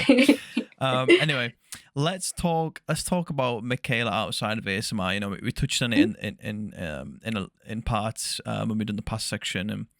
And what is she doing in terms of hobbies and interests? Let's try not to get back into a sports hole, because I know we could do that again. But yeah, outside of we could outside of sports, what are you into? Films, TV, what books? What do you like? I'm into film and stuff like that, and movies, but ASMR has taken over my life. I will admit that there's a lot of stuff that like I got lost in translation working on focusing on this. But I think Makayla outside of ASMR is like extremely, extremely chill. Like, that people know my personality as like, on the outside looking in, people will say like I'm very bubbly, even not on camera. I get that a lot, like in songwriting circles and stuff like that. Right. But I am very chill. Like I say, I'm a procrastinator. I am deemed lazy, but I'm the type of person who just likes to just chill. I just like literally like to do nothing. Like doing nothing is one of my favorite things. I agree, yeah. And if people don't know that, like I really like to just mentally zone out, because it's very important for me to do that too. You gotta recharge those batteries. Exactly. Like, I can't go hard 24/7 or else I wouldn't have been able to do it this long. So it's very important for me to, and I said I want to be efficient, but there has to be a balance. Right. 100%. I have to take those days where I'm just like, all day. Like, it's the day where I just stay in bed. It's the day where, I do nothing. My mom might come home and be like, the house is not clean. You did nothing all day. I was like, it was very important for me. And I'm not even joking to her. I'm like, it was very important for me not to do anything today, or else I wouldn't be able to film 3 videos tomorrow. I wouldn't be able to comment back to everybody. Yeah. I would get so burnt out. So, You got but even, you got Mhm. sometimes think of us as I guess machines in a way, because we've got to look after ourselves in terms of what we're eating, Yes. exercise, like you would with like a car, right? Like Hmm. that battery analogy, like you've got to have those moments, those days where you recharge those batteries so you You can go do. again. And I know it's very, very boring, but even before ASMR, doing nothing is one of my favorite things. Yes, songwriting is a hobby. Yes, this is a hobby, that is a hobby. But let's be honest, everybody is trying to make ends meet, and everybody's trying to make a something for themselves. So yes, I loved songwriting, but was I hoping to make money off of it? Yes. And not everything is about money, because, your mental health is important, your happiness is important, things like that. But at the end of the day, you want to have a roof over your head. You want to have food on your table. You want to have clothes on your back. So you do, it's the society part. That's not human. Like, let's be honest, that's not the human part. That's the society part. You Mm-hmm. you kind of have to do those things just to maintain. But like the human part, if Makayla could just chill axe and just do nothing, vacation all the time, she would. I love that. So, okay. So in the spare time, guys, basically all Makayla is doing is just, she's just catching some Z's, having a good time, Literally, like, feet up. I'm a sleep machine. We could tell people, like, I said let's do this interview at 5 p.m. Like, that's just enough time for me to get ready. Like, after I wake up, I get ready, and the interview is the first thing I've done today Oh other than have shit. coffee. So So, your sleep schedule's all over the place. well, it's mainly because of ASMR, but I am a night owl. Mm-hmm. I went to sleep at 4, woke up at 2. That's a lot. That's like 10 hours of sleep. But that's Okay. that's me. I sleep all the Okay. time. Okay, last thing. Mhm. For anyone watching or listening, shout out audio listeners. If you're an audio listener right now, I appreciate you. Round Um, of applause. yeah, so for anyone watching or listening who's maybe thinking about starting their own channel or in the process of doing so, Mhm. what tips, what advice would you give to them? Okay, so you have to think about all platforms, but you should definitely take on one platform at a time. So I would say, if you want to see success quickly, you do TikTok first, right? Because TikTok is designed for people to blow up on it. I don't know if people know that, but TikTok literally wants you to blow up on it because you'll spend more time on it. So as a creator, they do want you to be successful on Yeah. TikTok. You can use the TikTok test to drive other people to your YouTube, but just know that that is not a guarantee. For YouTube, I can speak a little bit more on it. It's important to be consistent on YouTube, to have a decent upload schedule.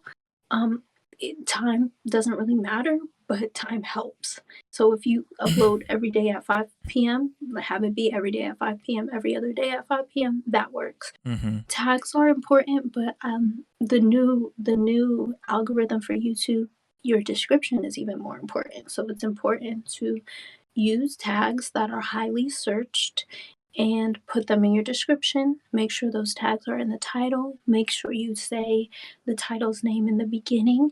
Make sure you engage with your creators. I mean, not your creators, your supporters, the people who comment. You heart it, mm, comment back, stuff like that. All of those things are really, really important in YouTube. And like I said earlier, use YouTube. You work for YouTube, but YouTube also works for you. And you have to think that YouTube is just like Google, except it's all video. Yeah. So people are searching things. You know, when people search up a cat, the first thing that pops up is going to be a cat, a picture of a cat. So if you have an ASMR video and it's shirt scratching, you have to think about people are going to search that up. So how is mine going to be in that first page? So you just have to think like that. That's one of the best answers I've ever had. But I want to explore that though. Yeah. You said so. Just say whatever the title of the video is. I don't know, ASMR fast and aggressive haircut roleplay. When Mhm. you film that video, you actually outwardly say those words at the start of the video. Yeah. Okay, I've never seen anyone do that. I know Yeah. you. I know you've done it because I see your TikToks and you do it. Because I did an impression of it before, but I didn't. I Mhm. didn't actually put two and two together and think that you did that. Yeah. It's because YouTube is a robot. YouTube is a code, is machine, and Well, I mean, I they think definitely know what you're saying because, like, if you swear, then they'll just like demonetize it. right, So, right, like, right. so it's right. It's right what you're doing. Yeah, Do you? exactly. And go ahead. How nerdy do you get with it? Because do you like? Do you put tags in the video file name and like the thumbnail file name as well? No, I just put, you know, the tag section. I put all my tags there, and Oh I yeah, put them. I just thought you'd maybe do that as well. 'Cause I've heard some people do that, and I mean I've started doing it now just because I'm like paranoid about it. I'm like, well, I may as well do it. No, I just make sure there's as many tags in my title as possible without making it too like Yeah, yeah, it has to flow. yeah, And I'm yeah, and I put the title in my description. That way all of the tags that are in the title are also in the description. I yeah. say the title in the beginning, I do and that. I just let YouTube know that this is not clickbait. I think that's very important. YouTube just wants to make sure that they're like TikTok. YouTube wants to make sure that the audience stays on the app or whatever, YouTube, Hmm. as long as possible. Yeah, So if they're feeding a video that they think someone might like, they got to make sure that it's that video that they're saying, and also, you know, time duration is very important. If people stay on your 10-minute video for 7 minutes, YouTube's gonna be like, "Oh my god, you had somebody stay on your video for 70% of the time. We have to recommend this to other people who yeah, might like it." yeah. Facts. Yeah. Yeah, it's like it's not so much like because I used to like when I exported my videos from Premiere. Once I'd Mhm. finished editing them, I'd maybe call them like so I would do like video I don't know 58 just so I know which one it is just to keep track because I'm like nerdy like that. I like to keep it organized. Mhm. But and then I would put like a space like a hyphen space and then I would call it whatever it was. But Mhm. now I'm like more conscious and like I do include like them you know them tag words as well, whether it's you know Yeah. role play or Yeah. yeah, you know what I mean. So Mhm. you know it all helps, but I think at the end of the day, like if it's good, it'll you know it'll catch fire. Like that's the ultimate thing, which is so it kind of sucks if you don't do well because it's like well I mean ultimately my content's not that good and I would say for the most part that's probably going to be true and that's a harsh truth. But there are really good creators that I just don't think get lucky with their content. So you do need a bit of luck as well with the algorithm. Yeah, Um, and the more you upload, the more luck you will have. You right. know, if you only upload once a month, then you're not gonna see the success as quickly. But you're right. Like it just depends on how good the video is, and that's why like sometimes I know a video might not be my subscribers' favorites in the beginning, but I'll think to myself, this is a good video. Mhm. Like, you were talking about how I have 3 videos that are, well, one is almost at 1,000,000, and that nurse's role play, Yeah, I believe that might be it. I think so. Yeah, yeah, it's almost at 1,000,000, and I it's so weird. I was making that video, and I was like, "I know it's not gonna do well at first," and it was number 10 right in the beginning, but I was just pulling for the video. I was like, "I know that this video can be really good," and it's so weird, like, I don't, maybe it's the future Makayla, like, sending signals to Makayla now, but, like, I mean, that's happened to me. you can't predict the future as shown on this podcast. That's happened to me a few times, even, like, earlier, very early, there was follow my instructions, it started off really, really rough for that first initial follow my instructions, and I was like, I just something about this video, you know, I watched it, I've seen it. I think it has the potential to do something good, and for at the time, like, I think it has, like, 500,000 views now. That's still a lot for my channel now. So, there's a lot of videos that I just believe in, even though I know it might not do well in the beginning. Yeah. Yeah. My voice is going, so I apologize. But It's okay. that is the end of the past section, and we're going to conclude with the future. Mhm. So I guess, is there things you definitely want to do that you haven't had a chance to do yet with ASMR content, or is it just going to be, you know, more of the same going forward? No, yeah, I always wanna grow. I always wanna grow. You know, as of right now, we're gonna move again. So I think I'm kind of stuck in this space, and I'm trying to do as much as I can with this space and my green screen. Thank God for my green screen. It really helps bring stuff to life Yeah. because there are videos that the green screen is just videos most of them are videos I've already done before, but they have a realistic background and it brings life to the video, Yeah. and it 100%. and it as a creator it keeps you a little jazzed. But yeah, I want to grow. I want to learn more about the editing stuff. That way we can do like neat little tricks. And I'm always thinking about, you know, I always want to introduce at least one, maybe two new things a month. Mm-hmm. That way I just kind of keep the ball rolling Yeah. because sometimes you don't know what's going to work for you. Sometimes you have this video that blows up and then you can make a whole series about it. Yeah. No, I have full faith. I have full faith, honestly. If you ever need any advice, which I'm pretty sure you won't, but yeah, If I do, I'm always here. thank Um, you. Obviously, your most viewed video, like we talked about, is your collab. You've probably done some other collabs. But is there anyone that you haven't had a chance to collab with that you'd love to? Who is your dream collab that you still haven't had a chance to? You can name a few. um, I think, you know, I definitely look up to GB. Like, if Okay. I could I mean, collab with her one she's on like the Mount Rushmore of God ASMR. level, Yeah, right? God level. Yeah, Right, right, that's a right, good right. word. Um, yeah, it would definitely have to be like GB. There's so many people that I want to collab with, and um, the thing about it is, I already feel like I can collab with them. You 100. know? Well, I mean, 100%. You can collab with Yeah, anyone. yeah. Uh, but I think GB is one of the people that, you know, I look up to her as well because I think we have a similar style. I'm very inspired by her as well. Our ASMR style is very similar in terms of our personality is what sells. Okay. And, you know, her True. personality keeps True. people coming back, and I feel like that's what keeps people coming back, and like you said, she could do no wrong. She does a lot of everything on her channel too, Mm-hmm. and if you can't really pinpoint it too much, it's just GB, and that's where I would like that's where I would like to be. So because she has 3 mil, like, I wouldn't wanna collab with her until I have, you know, a nice, like, cool mil one day. I'm sure Um there's no doubt in my mind that GB would collab with you right now. Like no, there's no doubt. But yeah, she would be definitely like a blessing to collab with. But there's like I said, there's so many people I would love to collab with, but she would be the one person that I'm like I'm gonna keep striving to get to that point where I can collab with her. Everybody else, I feel like I can collab. Mm-hmm. Any other names you want to throw into the mix? Oh, everybody like Batala, Charm, of course, Oh, but Dong like any new ones ASMR. because you've Oh, collabed with those. oh, Dong. Celine, we can collaborate. Oh, there we Yeah, go.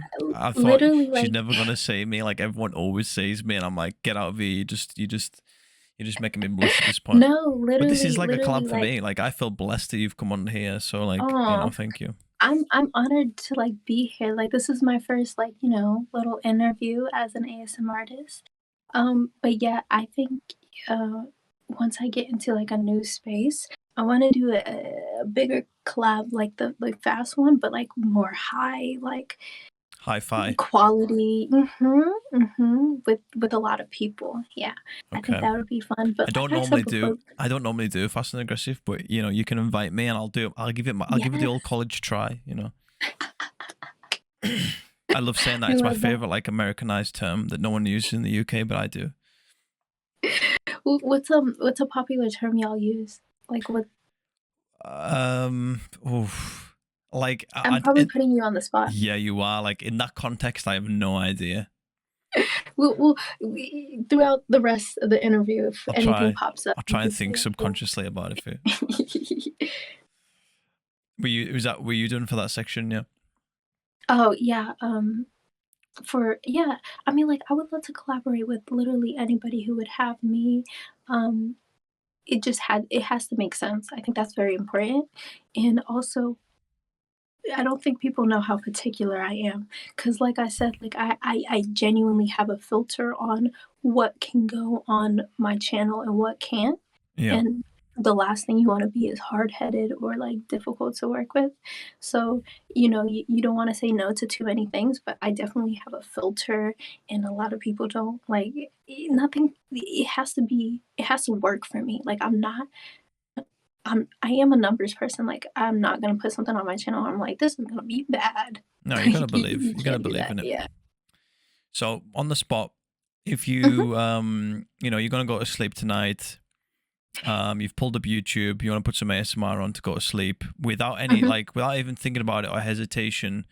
You know, you don't want to spend a while, you know, scrolling through, picking who are you picking? Who's the comfort creator? And then if you can, what is the comfort video? Okay, so if it's not a person, it would just be nature sounds, right? Oh, okay. Just like no talking nature sounds. Mm-hmm. Just no talking nature sounds. But I do like Celine and I like Charm for sure. And Batala, of course. Like Batala, I think she has a mood. That's the thing. Like Celine does more, you know, medical role plays, and Charm does a little bit of everything.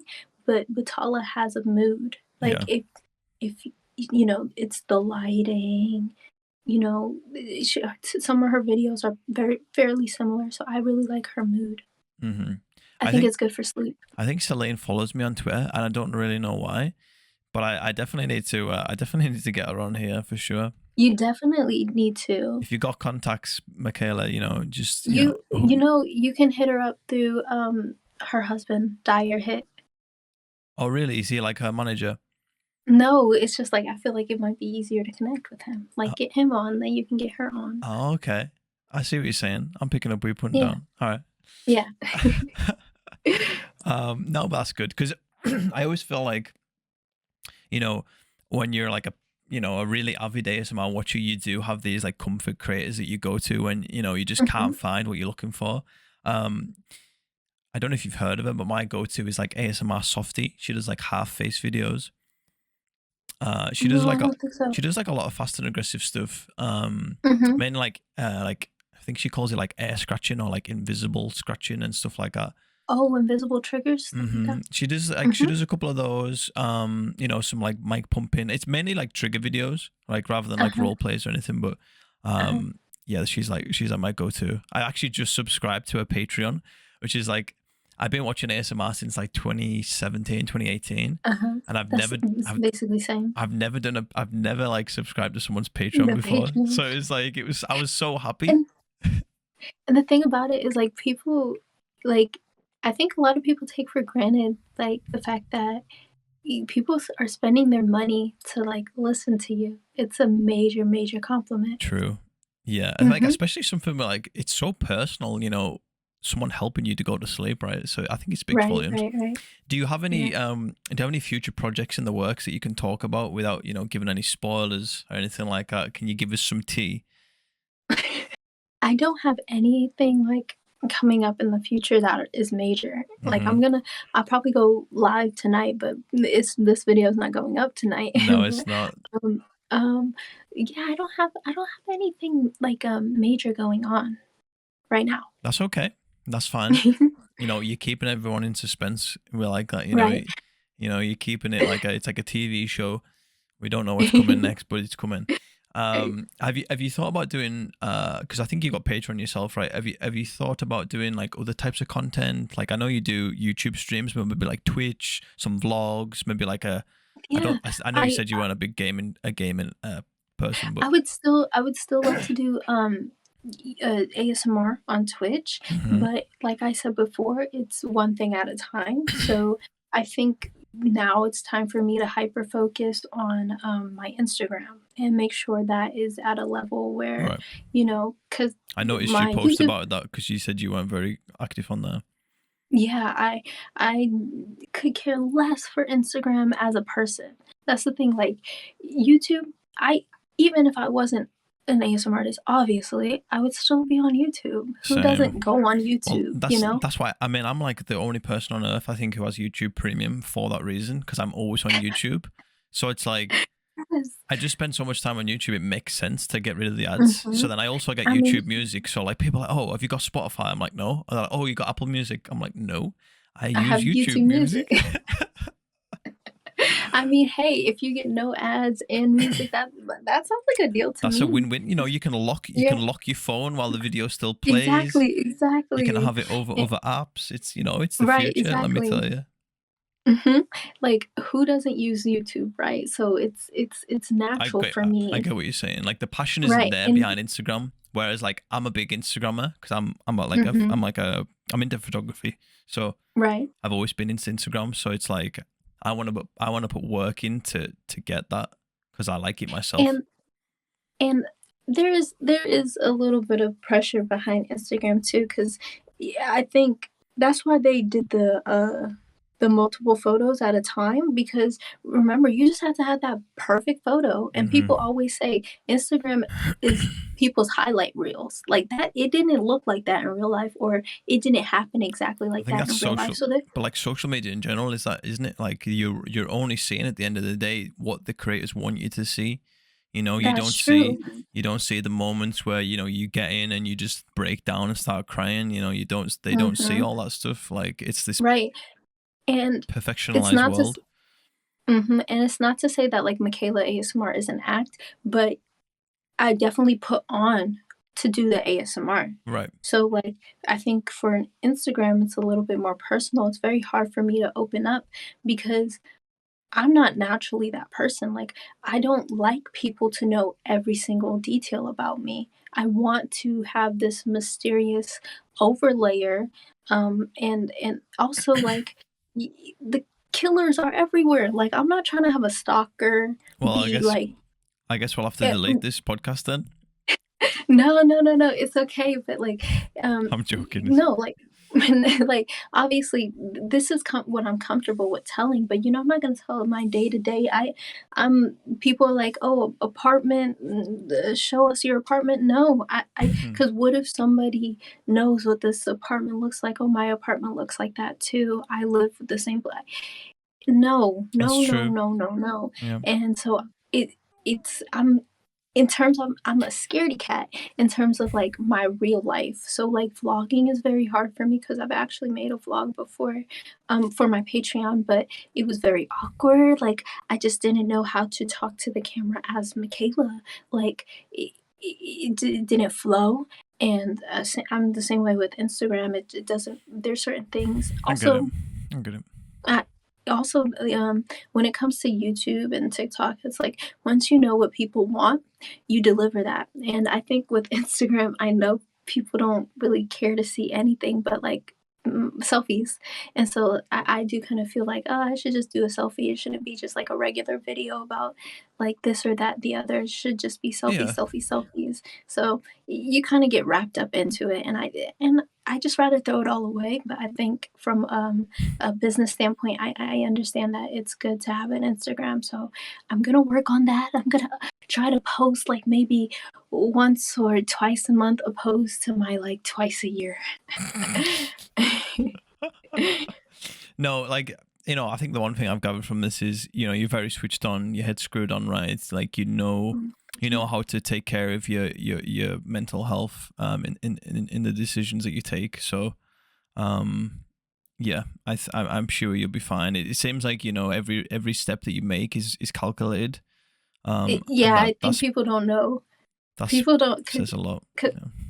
People don't know that part. Like, they see like the bubbly personality, but like business Makayla is very like Mm-hmm. much so real. Like she's like, oh, we can't do that. We can do this, and like all that type of stuff. Business in the front, party at the Party in the back. back. Yeah, shout that's a saying. That's an American saying. shout Is out it, Hannah or is it Montana. something No, you? no, it was Hannah. I seen that on Hannah Montana. Billy Yeah, so Ray you Cyrus you says you it. gotten that. So you gotten that from American television, because like that's what people would say for like mullets. Yeah, it's because he wears a Yeah. mullet. Yeah. Yep. Yeah. Exactly. I mean, when you've got a good memory like me, like you just like, even if you're not You even just trying remember to, everything. you just pick up these like little weird things. Like I've probably got like a load of American mannerisms just because I watch like a lot of American content. So it just just happens. Final thing, obviously since last year you've been doing this full time now. I mean, would you be happy, doing this for the rest of your life? Is that like, I know it's a big thing to think about, right? Because you're obviously so young and you don't retire till like, you're 60 or whatever. So is that like, is that the ultimate goal of the channel for you? Or is it kind of just more keeping it short term, making sure it's good for the moment? Or are you thinking that long term? Like, do you have something else that you want to pursue as a career? People have actually said that to me. Who are in good positions. Obviously, you're in a really good position. So, is being that full-time creator for the rest of your life something that you would be happy with? No, it's not something I would be happy with. I'm very grateful, and also like here in America, like people retire around like 67, but like once I get to that age, retirement's not going to be a thing. First of all, when you work for yourself, you got to keep on working. But like if you work for another company, they're not going to have Social Security once I get old enough. But yeah, it's not something I would want to do forever. Like I would want to do ASMR as long as ASMR would have me. I don't want to overstay my welcome. And the beautiful thing about this niche is that there is longevity. There's a lot of niches where like you're not going to stay relevant for that long. But I think ASMR is a niche that you could do it for a long time and stay relevant, and pay bills, and have a nice group of people still watching your videos. But it's not who I am. Like I said, like I'm a hosh posh person. Like I'm a little bit of everything, and I just couldn't do one thing for the rest of my life. I would, when I do make that transition to the next step, I would still try to do ASMR as long as possible. Yeah. But I think it's going to be very important when the only time I would stop ASMR, so it's not like I'm putting a time limit on it, is when it doesn't become my priority. It's my priority. It's my priority. It has been for ever since I started at 8 for the year and a half. And the next move is real estate, and then after that, just businesses and creating things for myself. And I think once I get to, there's going to be a business that I'm going to get to that I'm gonna love it too much to make ASMR my priority. You're making me tear up. I'm a very emotional person, by the way. I'm a certified empath, but that was like, I think you're just really inspirational. I think whoever is in your life should feel blessed about it, whether it's your friend, your I'm gonna boyfriend, your tell family. my mother and my parents and my boyfriend. I'm gonna text my sister. I'm like, I'm in your life. You should be very grateful. Tell him. You say Sammy says you should be blessed. I will. No, but honestly, it's I just feel very privileged to have spoken to someone like yourself. You just there's just you're already setting like so many amazing achievements, but like I just think the sky's the limit for you. You've got the right attitude, the talent, the looks, like everything is there for you. Thank And you. you're just someone who knows what they want. So yeah, just a very special girl. Oh, thank you, Sammy. You're welcome. But that is unfortunately we're probably the longest podcast to date. Again, Moonlight Tingles is going to be mad AF. And you want to know something? I was like, I'm probably gonna keep it short. Well, no, we're setting new records. But yeah, I do want to take this moment to thank you for coming on and take the time out of your day. It does mean a lot. Thank you so much. Of course. Thank you for having me. Yeah, and if you are still watching or listening, and you maybe weren't familiar with who Makayla was before today, make sure you check out the video description and the pinned comment, because it'll have the links to her channel and all her social media platforms in there, so you can get up to date with all of her amazing content. And I promise you, it is really good. Yeah, if you like this podcast and it's the first time you're watching, and you want to see more, I upload a new podcast episode with a different ASMR creator every single week. So the best way to support me in keeping to do that is to like the video if you enjoyed it. Comment down below what you thought. If you have any questions for me, any questions for Makayla, leave those down below as well. I also upload a normal ASMR video every week on top of the podcast episodes. So yeah, subscribe if you're not subscribed already. And then click that bell icon and select all, so you don't miss out every time a new podcast episode goes live, or every time a new ASMR video goes live. So you're just always getting that new content, you know what I mean? And you're always seeing amazing creators like Makayla on your feed. And I guess I should also plug, if you didn't realize already, this is also available in audio only form. So the YouTube video will drop on a Wednesday, and the following Tuesday, the audio-only version will be available on all major podcasting platforms, including Spotify and Apple Podcasts. So if you're someone who doesn't really have the time to watch a YouTube video, you can listen to the audio version when you're on the go. So it's a bit more accessible for you guys. But yes, this has been the Wiretap Whisper Podcast, episode 29. Makayla has been an amazing guest. We'll see you guys in the next one. Goodbye.